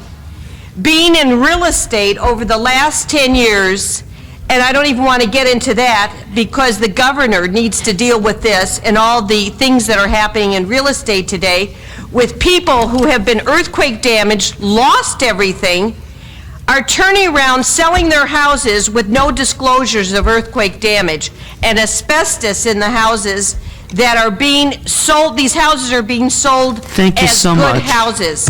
So you need to get somebody in charge to start dealing with all these issues Thank you. that need to be dealt with. Thank you. I know it seems late to us, but the agenda as planned was for a 4-hour meeting. So still on our planned agenda, we have an hour to go. I'm ready. And we need to, I think while all of the useful comments we've heard about budget and finance are in mind, start discussing that. Could I just offer as a suggestion that we take 1 minute in place and just stand and stretch before we take the next hour of our work? Thank you.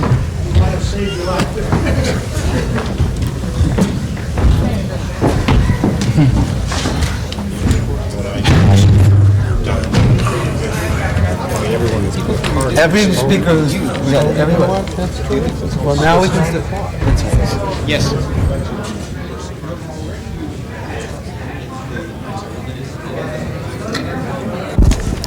I'm going to call us back to order. I'm just going to stretch here. My suggestion to my fellow commissioners is that we use this as an opportunity for discussion with regard to budget and finance in light of everything that we've heard tonight, that we not try tonight to vote or make decisions, but that we will schedule another meeting sometime relatively soon, probably after we've had yet another commission meeting on another topic, to go in depth in the issue and then make our tentative decisions. Certainly, there could be motions, but that would be my suggestion. At this point, if I could have everyone's quiet and call us back to order. Do commissioners wish to speak on the matter that's before us concerning budget and finance? Yes. Rob? I would appreciate it if we could go over the committee report with respect to those items where consensus, I just want to know which items again. I tried to write it down, but I'd like to know what items the committee had consensus on and kind of carve those out. And I'd like to hear from anyone who, on the commission, who does not agree. In other words, I think part of the process that we should go through here is to see what, even if we're not going to take a tentative vote, what items do we have consensus on? We have consensus that, for example, the controller, irrespective of the power, the allocation. Again, I could ask for quiet in the room so that we can conduct our business.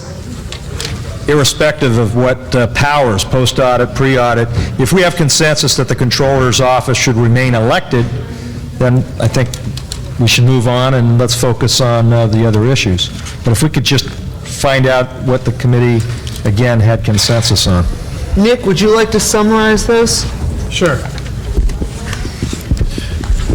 Yes, it would be my hope that by the end of the evening, on the matters that we did receive consensus, that the full commission would follow the committee's recommendations, or if not, at least have a debate tonight that we could tentatively come up with some vote.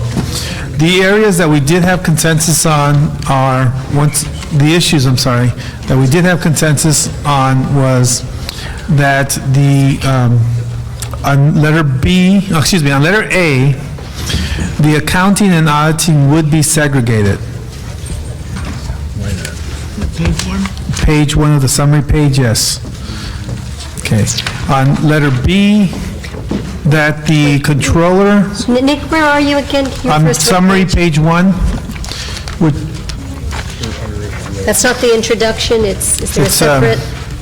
It's separate, it's right before the introduction. Second page of the report. Okay, thank you. I'm just going off the summary, which would be See your report?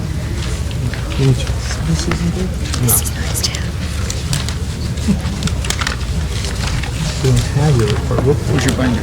My report got lost. Okay, that's where I'm at. Summary, page 1. Everyone see that? Yes. Under A, accounting and auditing would be segregated. Is that A2? Yes, A2. 2A. Wait.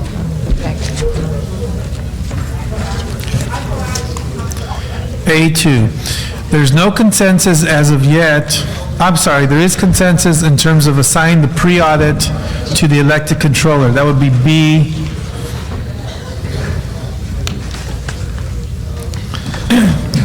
Now, under the second issue, controller auditor, should it be appointed or elected? It's elected. For the pre-audit functions, right? To the pre-audit functions, right. Or what we're calling the accounting functions, Right. There is consensus that Department of Finance should be created under the mayor's office. Okay.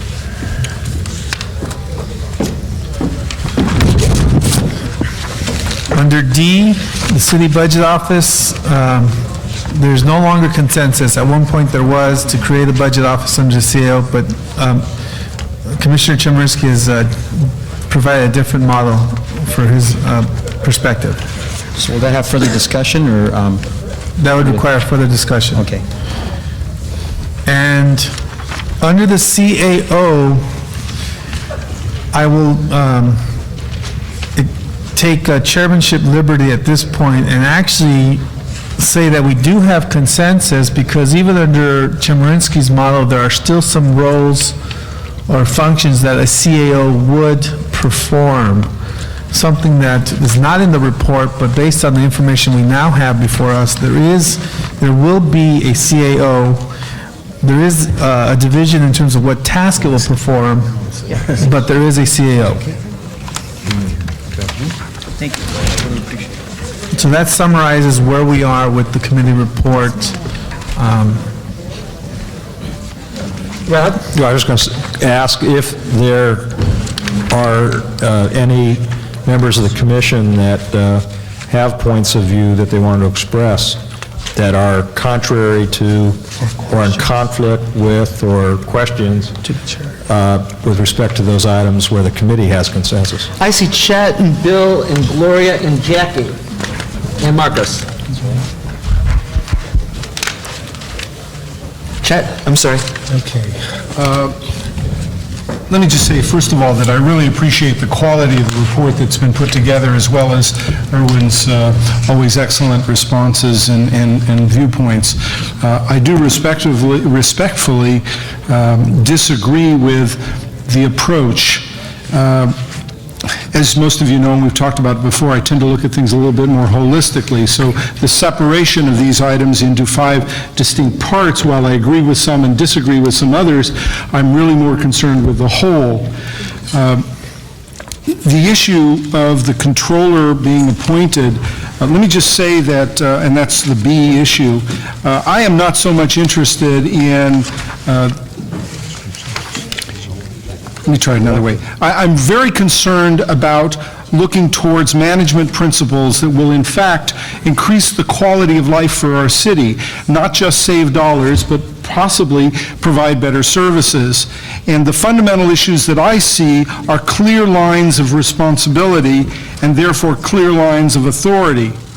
And I'm really more interested in value than I am in the quantity of taxes, although certainly I don't like to pay taxes any more than anybody else. But when I do pay my taxes, I'm looking for the value. My concerns are not about the honesty of every single department head. I want to start with the preface that the department heads and the folks working for our city are basically honest people trying to do a decent job. But it's about good management responsibility, and holding people responsible means that they must have clear lines of authority, they must have clear responsibilities, and then you can make them lead towards that responsibility.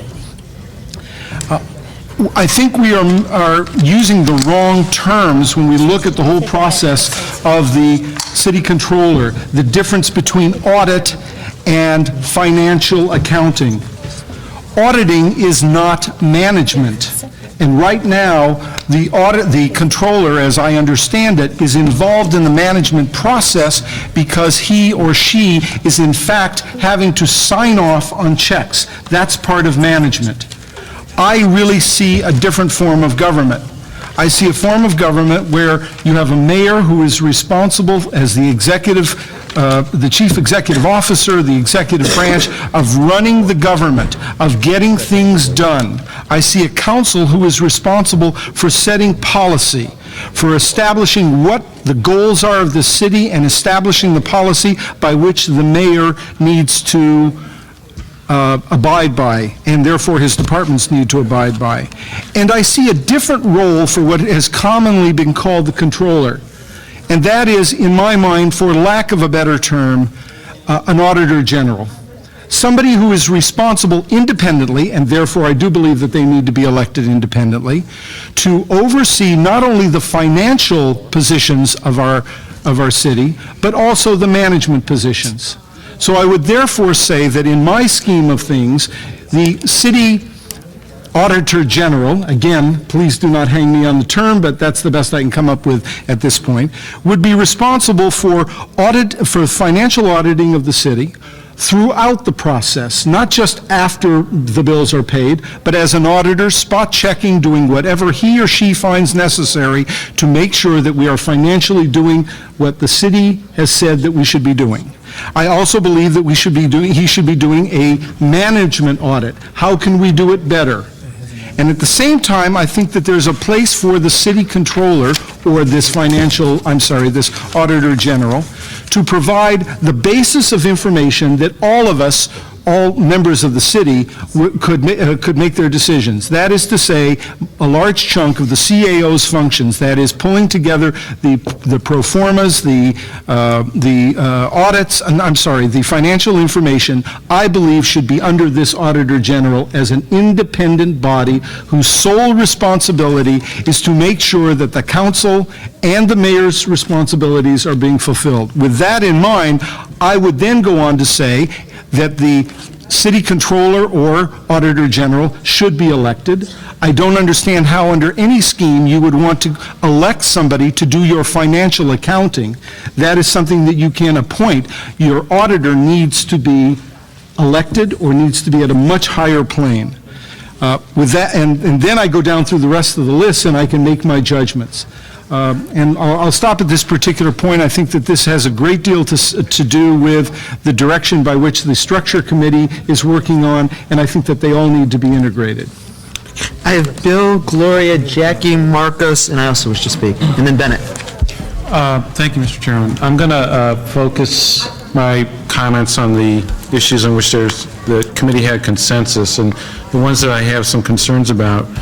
And first of all, my take on the accounting or pre-audit and then the post-audit functions is that the pre-audit or accounting function should be in the Department of Finance by someone who's appointed by the mayor and confirmed by the city council, and the auditing or post-audit function should be by an elected controller. I'm concerned about the consensus view of the committee that the pre-audit should be, or that the post-audit should be by an independent person appointed by the mayor and confirmed by the council for a 6-year term. And one of the concerns I have is circumstance where you have possibly a mayor running for re-election who's appointed this post-audit controller, and he's in a big fight with a challenger. The challenger wins, and you have the new mayor who's going to be reviewed by a controller who's appointed by his predecessor, who was basically his political enemy. I'm not sure whether that's such a good idea. And I think that the post-audit should be done by someone who's accountable to the people. I think that's where the best checks and balances will lie. I'm not so concerned about, I guess the committee's concern about having the pre-audit or accounting function performed by someone in the finance department, because the mayor's going to be accountable to the people, and as one of the speakers said, the auditing function is done almost simultaneously these days through computer reports, et cetera. So I think the check will be there almost immediately. Let me just see if... Okay, I think those are basically my concerns. So those are the only areas where I would disagree with the consensus of the committee. Okay, Gloria? Yeah, I would like to see if we can get a response to Chet's questions, first of all. I think he raised some points that I'd like some more clarification about as well. And then secondly, again, I like the flow chart model, so I'm going to ask, I know, me and my flow charts. In terms of looking at the role of the controller, and again, looking at the separation, sort of where it fits into, so sort of, if you can start painting a picture for us in terms of how you're blending together these models, that would be helpful to me. You can look at the packet that we handed out. One of the models that you have is Model 1, Chart 6.3 in the report, which is called the Elected City Auditor Report. Okay, wait, let us find it. That... What number is it? 6.3, Chart 6.3. That's the only one. It's in the actual report itself. Okay. That's as close as you're going to get for tonight in terms of having an elected city auditor, a mayor with a sort of his own finance office, and then within the finance office will be the accounting. And then can we get a response to some of the questions that were raised by Chet? Because I think there were questions that would be... Do that now, or do you want to keep going with the speakers? Just the ones that are on the list, and then come back? Well, if we could get a response so we don't, I think, lose the questions that were asked. I don't think Erwin would go for that. I'm not sure what the questions were, because he made 4 or 5 points, but I've discussed this with Chet before, and the basic premise that the commissioners took in the committee was by example. One of the main examples articulated was that a prior controller had prevented a prior mayor from irresponsibly spending money for lack of a better word, a junket to with some commissioners, some lame duck commissioners, and that was done, I'm just giving you a synopsis, okay? That was done during the accounting process. And so the premise was that in order to empower the elected independent person to stand up to the mayor or the council was to have them be responsible for the accounting, and that way they can stop the spending before it's done. But I will indicate that we did not and do not have a cost-benefit analysis that has been addressed by the person who spoke from the public, is if we're spending thousands to save pennies. That was not reviewed at this point because we looked at it more as a policy issue. Do we want to separate these two? And then the secondary issue is, what is the most efficient way to separate these two? And so we answered the first one only, which is we do want these separated, the accounting and the auditing. And I'm sorry if I didn't answer Chet's questions, but that's sort of the premise where we were working from. Jackie? I'd like to join Chet in commending the committee for their report. I did have a little bit of trouble reading it because mine was somewhat faded, so I will take some additional time. But my comments are related to asking the committee if they could, for future discussion, more clearly indicate the ways in which the consumers, be they residents or business providers of the city, can have significant and meaningful input into the budget as it is being developed as opposed to reacting to documents and decisions that have already been made. It's something that would help our committees. We do our deliberations, and I would think even if we're considering neighborhood councils, ways in which it can be done without it being an extremely uphill battle. Thank you. I have Marcos, me, Bennett, Dennis, and Paula. Well, I just wanted to say that protection of the taxpayers' dollars is not just the responsibility of the Controller's Office. It's the mayor, the council, the media, the people of the city of Los Angeles. They all have equal responsibility in making sure that our tax dollars are properly spent.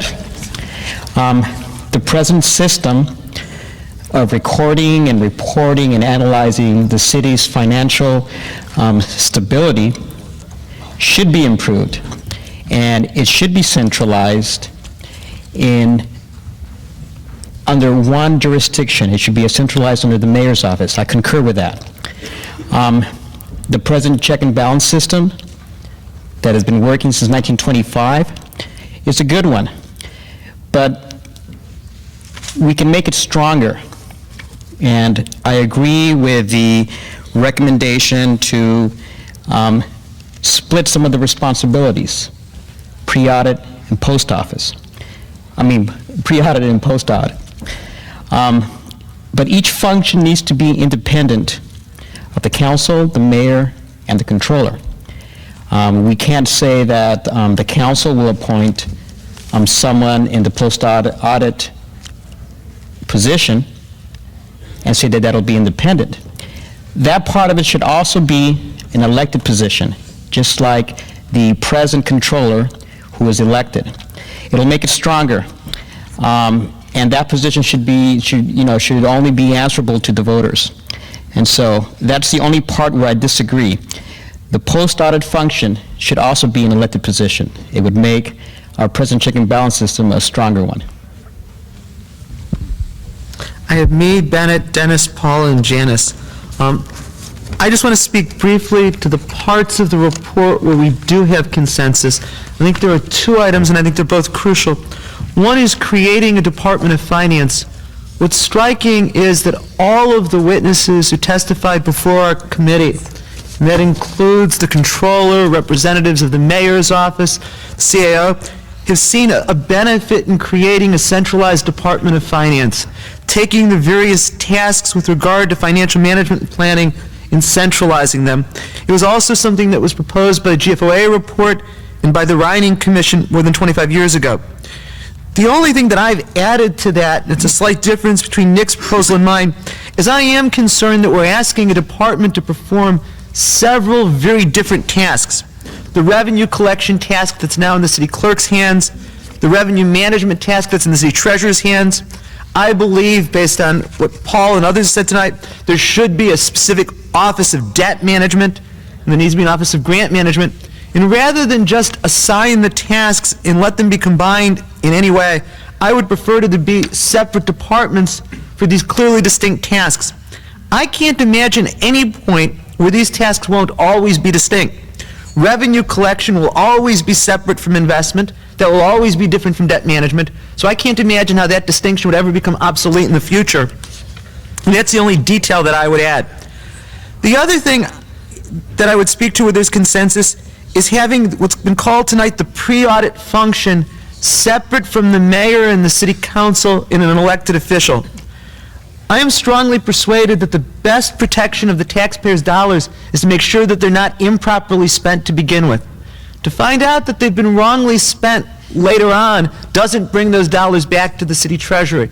And the check that we have is the pre-audit that's done by the controller. The mayor expressed concern that the pre-audit function in the controller's office was leading to delay in the paying of city bills. So I went to the controller's office and asked about this, and they showed me documentation that the average delay in payment from the moment the bill arrives at the controller's office until it is paid is 3 days. And that's not their own documentation, that's external documentation. In other words, the delay that comes in payment is delay before it gets to the controller's office, not delay within the controller's office. And to me, that's key, because if delay isn't the problem, then there's no reason to put the pre-audit function within the mayor's office, And I worry not for this mayor, but someday where there may be a less scrupulous mayor who may propose something to the city council, and the city council may reject it. And then if the mayor is in charge of the pre-audit function, the mayor's office could just then approve it.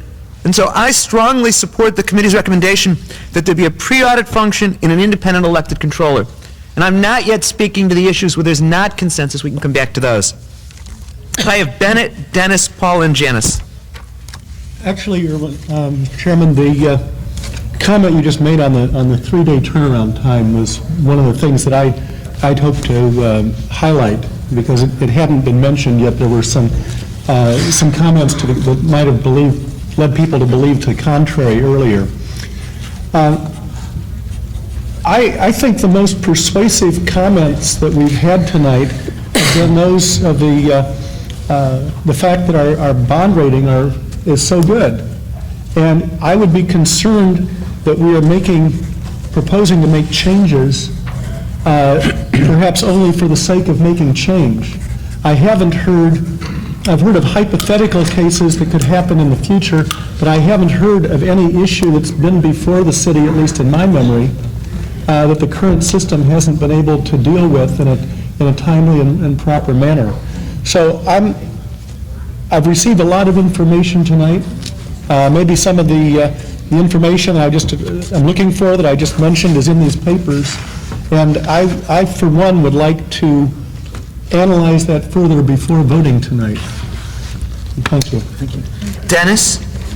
As a member of the committee, one of the concerns I had, and I was very adamant about it, is that we be proactive and not reactive. And traditionally, government is reactive. It's nice to call the fire department after your house burns down, but you want to put a smoke detector in to prevent it from burning down. So it was of great concern that we would have the pre-audit side covered from an independent office, that being the Office of the Controller. I want to emphasize to be proactive and not reactive. We remind ourselves of New York, bankruptcy, Orange County, and Northern California counties that had major fiscal problems. They didn't have a proper checks and balance. And regarding the Office Department of Finance, we heard from the LA City Fire Chief, who reported that they have a 55% recovery rate on the paramedic service, which means that they're losing approximately $30 million a year. People who are using services of the LA City Fire Department paramedic service, and the city's not receiving the cost of that after the people are billed. So those are necessary. The Department of Finance, the fact that we change the form of government and be proactive instead of reactive, and I would emphasize that's what our watchword was, to watch the taxpayers' dollars in this endeavor. Thank you. Thank you. Paula?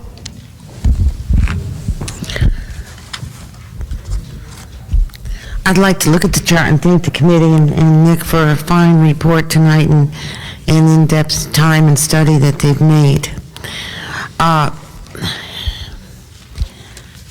Because we're hearing so much from all over the city that it's vital that we go from the bottom up instead of the top down as we've been going in this city, I believe that we need to start now before we make any decisive plans at looking at some of the dollars going back to the districts. I understand there are proprietary departments, there are things that are fixed where dollars have to go. But we need to look where the money goes to find out what goes wrong in a city.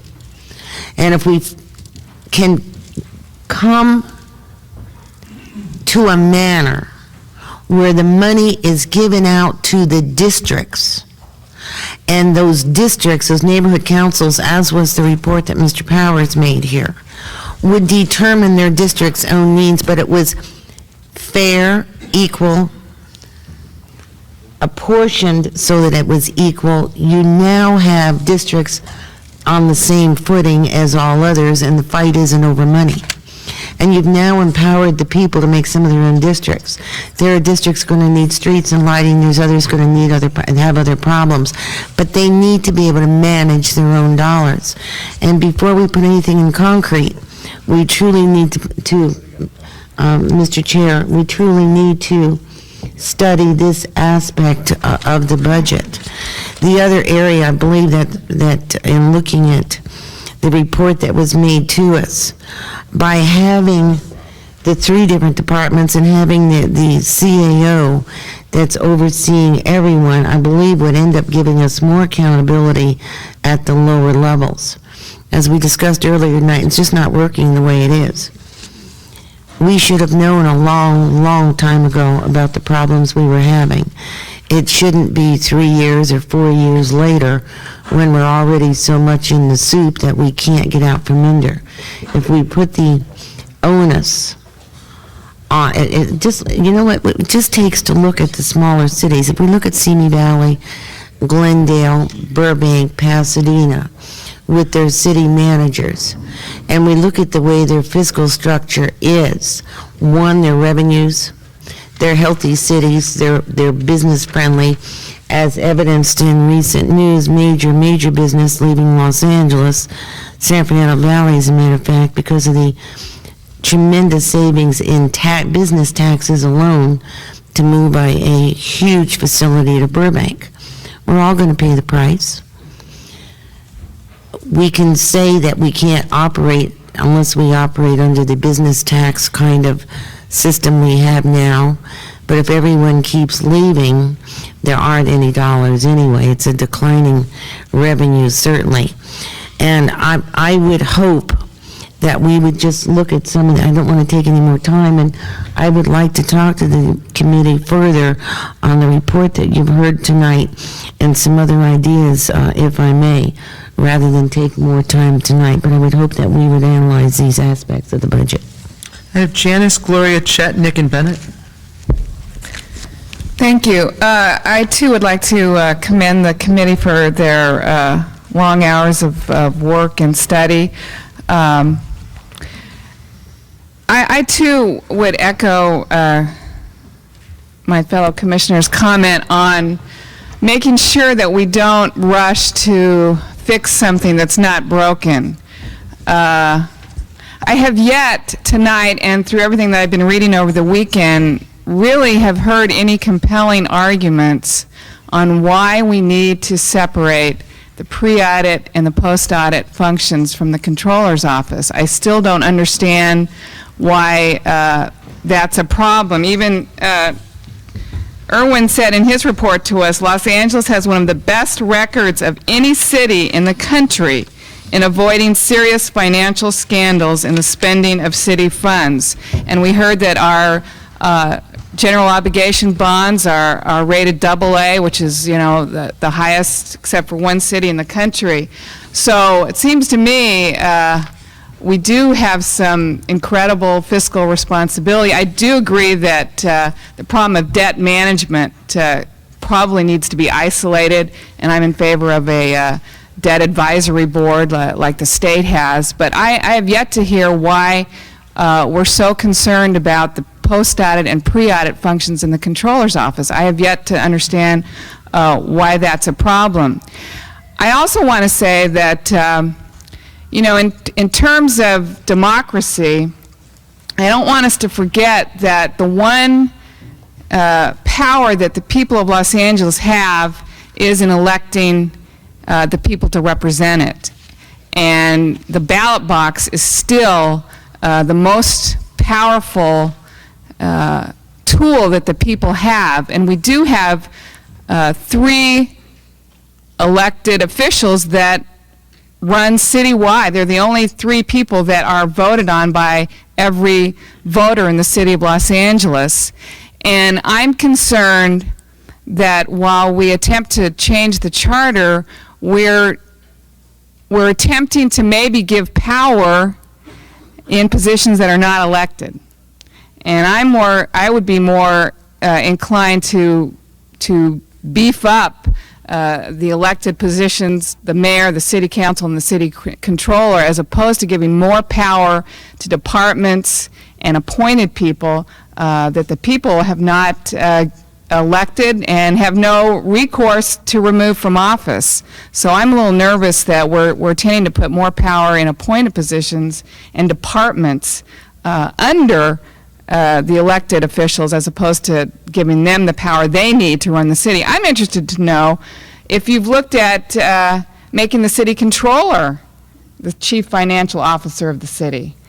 We talk a lot about the New York City model, and that comptroller, as they call it in New York City, is actually almost as powerful as the mayor. So we keep referring to New York City as being a model that we should pattern ourselves after. Have we looked at making the city controller the chief financial officer and putting this Department of Finance and all the financial functions under the city controller as opposed to the mayor? What about that? No. Gloria? On this point, I would support the separation of the pre- and post-audit functions. I do think there are a number of compelling reasons that would go ahead and merit that, the separation. I also think, too, that regardless of what today's ratings of the city may be, we're trying to write a charter that will benefit essentially the 21st century, and we really don't know what may happen to city finances as we go down the line, so that whatever charter we try to develop at this point, I think, should be able to accommodate a functioning, efficient, accountable system of government, irrespective of what the present bond rating may happen to be. So I would support the separation of the functions. However, I guess my question would be that we have an independent person appointed by the mayor, fine with me, but then it says it's confirmed by the council, and I would ask, if the person is confirmed by the council, what about the question of removal? In a sense, could the person be removed by the mayor, or would that have to go back and be subject to council approval, a supermajority of the council? I think we need more clarification there. I do think the appointment of a 6-year term is problematic, and precisely for a reason that was previously raised, we could have a 1-term mayor, unless we decided to change the term of office of the mayor to 6 years. But I would hate to sort of tie the hand of a following mayor who is stuck with a controller that he or she may not necessarily want. So I would urge that we reconsider that and have the term to coincide with whoever the appointing authority happens to be. If it's a 4-year mayor, then go with a 4-year controller. If it's a 6-year mayor, go with a 6-year controller. And if I can have some discussion from the committee as to what your thoughts were on those points. I have Chet, Nick, Bennett, Rob, and Paula, and at some point, we should decide whether we wish to continue this or we wish to postpone the discussion to another day when we'll have more time. But I will continue to go through the list, and then maybe after we've gone through those who've requested to speak, we should decide if we want to continue or just postpone. Chet? Yes, as an aside, I would just like to suggest to staff that while this kind of a layout works well for our audience, we really need to have a bent system here, a U-shape, so that the audience can participate and we can see one another in our discussion. That's an aside, and I hope we can take care of that in other places. I have a couple comments. First of all, if in fact you're going to split the two functions, it seems rather strange to me that the appointed function would be the auditor, and the elected function would be the accountant.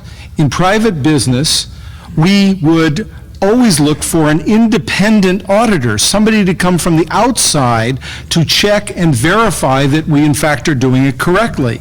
Now, in government, that would be an elected person, somebody who is not subject to any kind of control or action by other elected officials. So assuming that we are going to split them, and maybe we won't, but if we were to split them, I would urge that we really look at a reversal of the process. The second comment I want to make is about the 3-day turnaround, saying that if it's not, broken, don't try to fix it, it's okay, it's working, we have high ratings. We have excellent ratings, and I'm glad they're there, and we need to protect that in terms of the financial community. Where we do not have excellent ratings is in terms of how the business community in this city wants to function and work for the city. And it's not because the controller doesn't turn the checks over in 3 days or whatever, and I certainly would bow to those numbers, and I don't have a problem with it. It's about lines of authority. It's about who do you hold responsible because, in fact, something doesn't occur. And we have firsthand knowledge of that in our hiring of our staff and trying to get all of that cleared up. And I'm not blaming any department. They were doing their job, but the fact is there was no single person to go and say, This commission has hired somebody, we want it signed, sealed, and delivered, get it out, because that person has a right to get paid. That happens throughout our community. So my concerns, and I'm not hung up on it, but my concerns are more about how do we make a more efficient government, and all of the checks and balances at what expense. We could probably add another 2 layers to check the controller and check the auditor and check a whole bunch of people, but we would probably agree that that's too much. I think that what we need to have here is to recognize that an auditor, whether it's outside or inside, elected or appointed, an auditor can do their job continuously through the process. That is different than the person who signs the check. Even if the auditor stands over their shoulder, they're clearer and they're cleaner than if they're signing the check. So I urge you to separate those 2 positions and to put the auditor in a position to really do their job and in fact expand their responsibilities. Thank you. Nick? I think it would be, we have a great opportunity tonight to clarify some issues, and what I'm hearing from most of the commissioners, if not all, is that the accounting and the auditing should be separated in terms of making some decisions. Not necessarily that the accounting should be the person elected or the auditor should be elected, but at least that issue. And someone brought up that sometimes you get the expression, if it ain't broke, don't fix it, And I've told people and I've talked to people about the way you can look at this. And the way I look at it, and I'll give you an analogy, is sometimes when I'm at home, I will get a glass of water. I will drink from the glass. When I take my second drink, I notice that the glass has a crack.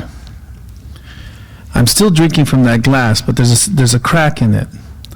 I'm the kind of person that puts the glass aside and gets a glass that doesn't have a crack in it. I'm not the kind of person that waits for that crack to turn into something broken. The professionals, the other individuals who have spoken to us have agreed that keeping the accounting and the auditing together is a crack in the system.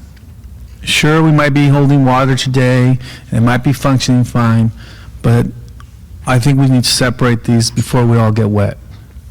And that's the way I look at this one issue. Now, the comment about the elected officials, I want to remind everyone, and you may not know this, but in Orange County, when they went bankrupt, the treasurer there was an elected official. And when the moment of truth comes down to who the voters are going to hold accountable for that fiasco, they didn't turn on themselves and say, it's our fault, we elected this incompetent treasurer with only a high school degree. They went to the Board of Supervisors, their legislative branch. Now, if you really believe in representative democracy, you would really support the position that the 2 bodies that should have the most authority in running the city are the mayor and the council. Because I've never heard of anyone asking for the resignation, and I'll pick on Janice's brother at this time, just by example, of the city attorney because the city council approved a budget, approved a contract that went south on them. They always hold those 2 bodies accountable. So in our proposal, or at least the proposal that I'm suggesting, I'm trying to get the 2 people who are at the end of the day going to face the barrel of the gun the tools to do the job. Otherwise, it just seems basically unfair for them to be held accountable by the voters, and some other person we can't put our finger on, like on the debt issue, out there that we can't hold accountable. So I want to streamline this and get a line of authority, and that's why I've recommended the Department of Finance with those tasks, someone we could put our finger on. So I think that we should, at least tonight, make some tentative decisions, because remember, these decisions are subject to, 1, further public comment, 2, integration with the other committee's recommendations, so that we can have a full picture at the end of this process, but we're not going to get anywhere until we start putting some pieces in place.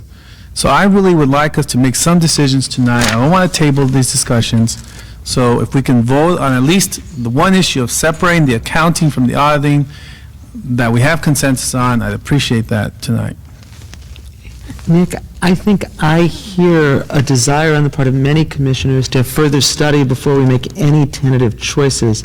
So my recommendation would be that we not make any decisions tonight, but that instead what we'll do is schedule a meeting on a Saturday in late February or early March to take up this topic and the topic concerning our next meeting, and then make our tentative choices. If you wish to make a proposal, or someone wish to make a motion to table, we can vote on what the sense is, but in just counting the number of people who have spoken, my sense is most people would prefer, I think, to wait and have a chance to digest this before voting. Yeah.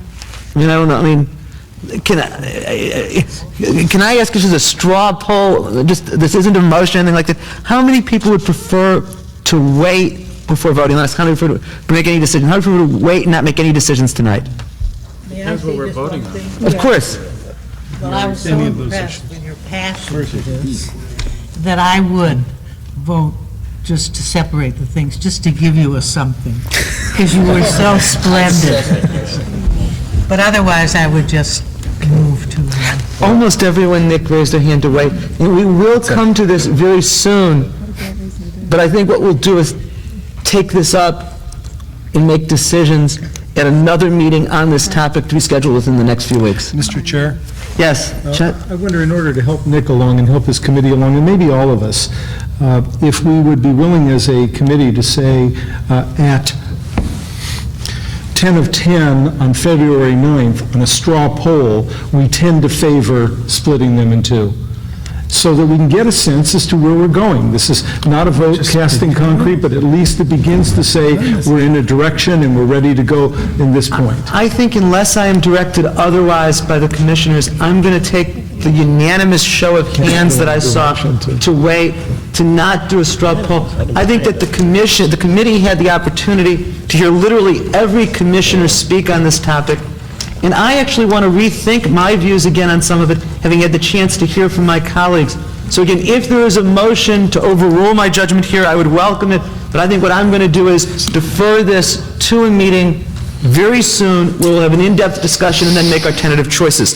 Yes, please, Nick. Just so that the record's clear, I understand you're assessing the sentiments of the commission, but obviously it's not my desire to prolong this process. We need to get going, so I'm not making a motion, but I would like the record at least to reflect that. I'm not in consensus or in agreement with the other commissioners. I think we have enough information. We've presented information that people can make a decision on, and I would like to make decisions tonight. I appreciate that. And I think it's important, since this is our first chance to have an in-depth discussion of a topic, to be feeling our way for how we're going to be doing this. And my guess is that often what we'll need to do is have in-depth presentations and conversation, then take some time and then come back very soon. Nick, you're absolutely right. We can't wait very long before making our tentative choices, because we do need to be making those decisions as to where we think we want to go in the charter so staff can begin. So it's just a short postponement is all that I think the commission is asking for here, a chance to reflect, if that's okay. If Bennett, Rob, and Paula will agree to defer their comments till later, we'll wait until then, but if you wish to speak now, you were on the speaker list. Actually, I wanted to raise a slightly different issue. Okay. And I'll just do it briefly. There's, in section, based on a lot of the public comments that were made tonight, in section 382 of the charter, it says at the end of each fiscal year, any department that has surplus funds, in other words, if it hasn't used up all of its money, needs to return the funds to the reserve fund of the city rather than benefiting from any good work it did to save the taxpayers' money. And I would, if we're looking for policies that might make our city more entrepreneurial, I would suggest that maybe we'd be looking at section 382 at some point, and look at that as a fiscal or financial reform. Nick? Commissioner Kaiser Bennett. We are, and Dennis Zine has presented that issue repeatedly, and it is on our plate of things to consider, is to somehow proactively or somehow reward departments for good work. And we are looking at that as an issue. It just wasn't one of the first 5 that we identified. Rab, and then Paula? Well, I think if we're going to postpone even taking some tentative votes on this, the observation that I'd like to share, I've got an open mind on a couple of these issues, is the following. I go back to some of the goals that we've talked about at the beginning that I think we ought to be looking for every time we debate an issue, and those are accountability, efficiency, responsiveness, and balance of power. I don't think if you ask the voters, people that are watching this on cable, people that were here tonight, if they feel that the city structure, not the decision makers, but the structure is fiscally responsible, accountable, efficient, responsive, that you're going to get people to say yes to that. A case in point, if you're familiar with the cost overruns in on the issue of upgrading the city's emergency system, I had some involvement in that. And I remember asking the question, who is responsible for watching this? And I was directed to the CAO. When I went to the CAO, they directed me to the Fire and Police Commission. When I went to the Fire and Police Commission, they said that I should go talk to Info Technology, because they're the ones that were evaluating why the cost overruns were occurring. Info Technology pointed me to the City Council. City Council pointed to the Finance Committee. The Finance Committee pointed to the Mayor. And what did the Mayor's office point to? The CAO. Controller, the independent elected controller, didn't even have a seat at the table when a task force was formed to look at what the problems were. So anyone that suggests that we don't have a problem with the fiscal structure of the city, I think has not experienced those types of problems. The other part of the structure that we didn't talk about much tonight, but it's every bit as important, is the fact that the city clerk is assigned the task under our current charter of collecting revenue. And just talk to anyone in the city, including the city clerk's office themselves, they don't even want that responsibility. And that's why we're not collecting the rightful revenue that we should be collecting, that is depriving the taxpayers of the city the services at the level that they should. We should be collecting, whether you agree or not, with the tax, business tax, and other revenues that the city council has adopted. If you're going to have them, you got to collect the revenue. And the city clerk shouldn't be collecting the revenue. And that's part of that structure that would be changed under either of the 2 committee proposals that are before us. Paula? Thank you, Mr. Chair, and here I go again. One, I want to thank you, Nick. I've just had Nick's assurance that he is going to look at the community report that was made tonight. Again, let me remind our colleagues that people working on this report tonight are from all walks of life in this district. Very bright, most of them college, university graduates, Mr. Pacheco, not all, but I do want to remind us that we have lots of millionaires in this country without university degrees. And just from a comment made, and I didn't want anyone insulted out there, so talking about the treasurer of Orange County. I think it's imperative that we do take a look at what the community gives us. That's why I'm glad we're not voting tonight. There's no sense of our having feedback from the community if we're going to say, that's nice, thank you for taking your time, but it's irrelevant because we are smarter and wiser and no better than you, and we're going to go on our way doing what we were thinking about in the first place. As we go on to the other districts, I would hope that we would keep that in mind, colleagues, that any input given to us, they are the stakeholders. We are just their voices. They are the people that we keep talking about empowerment, that we want to empower, is the people that will address us and bring us their information. And I think it's vital that we take it, we digest it, we look at it, and take them seriously. And then on the next issue, there's just one more subject that I would like to discuss that I think is vital that we look at in the budget. I haven't got a clue and can't get this city to tell me how much it's costing us every time we grant another CRA development downtown Los Angeles, and how much we're financing of the fat cats downtown LA, so that our taxes keep going up, business taxes, loss of jobs keeps increasing, and yet they keep getting benefits. I'd like to know those numbers, and I'd like to know if there's a way in this budget that we can put an end to it. And I'm suggesting, as was suggested in this report, that it be done by a vote of the people. Thank you. Thank you.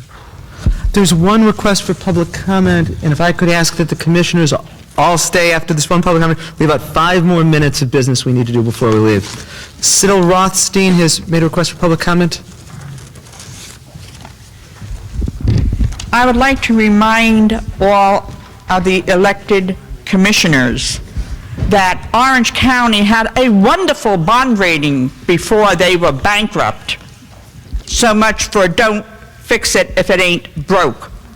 Also, as was pointed out, their treasurer was elected. That's the first thing I'd like to point out to you.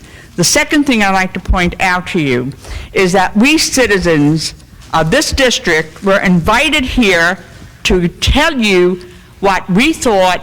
This is our city, this is our charter. We are just as important as the people from downtown who are allowed all kinds of time to speak to you, and now you have an empty audience to speak to.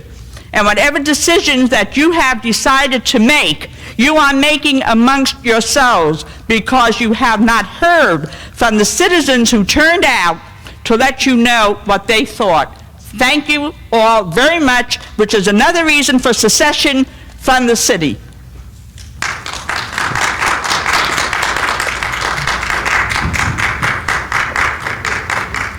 Item 7 of the agenda on reports of the committees. A couple of initial things. First, could each committee chair be sure that an agenda for next week's committee meeting is in no later than Wednesday, so that they can be posted and circulated appropriately? Rob's here, Nick. Jackie's not here any longer. I mentioned it to her. I don't know if either Michael or Mary are here to make sure the agenda is in. Bennett and Chet, if we could be sure that's done. Also, Janice, could you just take a moment and report to the commission about where we are from the committee that's working on polling and focus groups? Right now? Yeah, if you could just take a moment. Actually, it's probably the first thing that both commissions have come to a consensus on. The appointed committee, along with the elected commissions committee, have actually come to an agreement on one of the polling firms, which we feel is the best one, has the best credentials, is probably one of the most respected polling firms here in the Los Angeles area. So they're going to be meeting on Wednesday, the appointed commission, to formally approve that.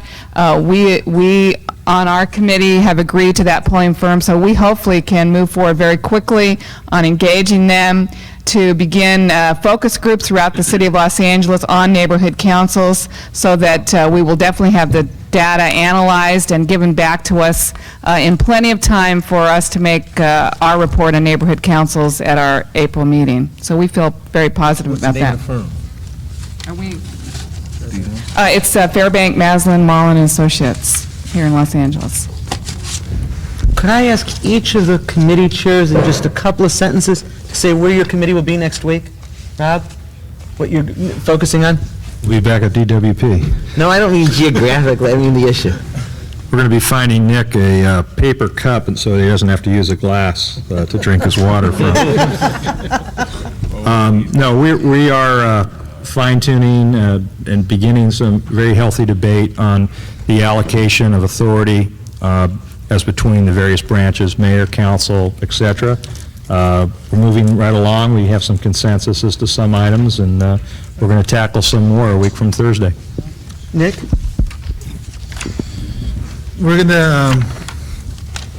We're scheduled to move into discussing the proprietary departments. That's what we're going to be moving into. And short of the meeting we have with the full commission on the issues of tonight, I guess we're going to have to move on in terms of our agenda within the committee. Someone from, what are you from the Delivery Services Committee? Improving Delivery Services, Jackie had to leave. 217, we're going to have Rec and Parks and Information Technology.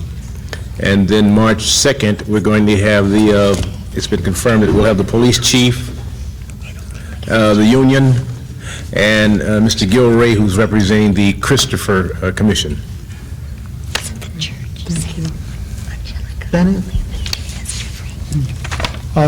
The Committee on a More Responsive City Government with an Involved Citizenry actually is going to be meeting a number of times between now and next Tuesday. We have a meeting in the Wilshire District, a hearing at Marlborough School on Thursday evening at 5 o'clock. That's in the Wilshire District near 3rd and Rossmore, near Wilshire and Highland, not far from there. On Saturday morning, we're having another hearing at the Watts Library at 10 o'clock in the morning. We're considering the issue of the number of city council districts, criteria for defining the boundaries of city council districts, and the timing of our city elections. We're in the process, at our next commission meeting on the 23rd of February, our committee will be presenting to the commission. We're in the process of writing our report to the commission, and next Tuesday, we hope to have the first draft of that report done for the committee to look at and review so we can forward it to the commissioners. Great, thank you. Oh, one other thing, we will be presenting at the meeting on the 23rd. Do we have a location? Am I getting ahead of the agenda? Do we have a location for our meeting on the 23rd yet? We have one proposed, but it hasn't been approved yet. And Chet? Want to finish something? No. The Committee on Improving the Quality of Life will be going back to discussions on a preamble and on a Bill of Rights and Responsibilities. We've listened to some testimony to date, and we're going to start the process of putting together a draft of those ideas. And of course, we look forward to anybody who wishes to join us at that meeting. We certainly could use your assistance. Before we adjourn, I think we should thank our staff that put in an enormous amount of time in planning this. That includes Shauna Clark, who did not get nearly the recognition she deserved for all of the hard work that she did with regard to this report, and Jeffrey Garfield and all of his administrative staff that set this up. And we also owe enormous thanks to Paula Boland for doing so much to publicize and arranging this meeting.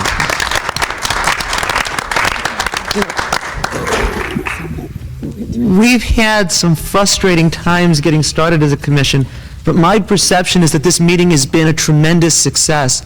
We've had an in-depth discussion of the most important issues of city government, budget, and finance. We've had 300 people from the community here with us. We've heard the testimony of over 35 people from the community tonight, and it really gives us a great start as we begin this. However, this really was our first attempt at a very different kind of meeting. And if you have thoughts or suggestions about how we can do this better as we move to the next district, please let me know, because obviously we have to find our way to have meetings that both give us the opportunity for in-depth discussion and also let the public have sufficient opportunity for comment. So if you have any ideas before the next meeting of what we might do differently, please let me know. And unless there's any other commission comments or public comments, we'll stand adjourned.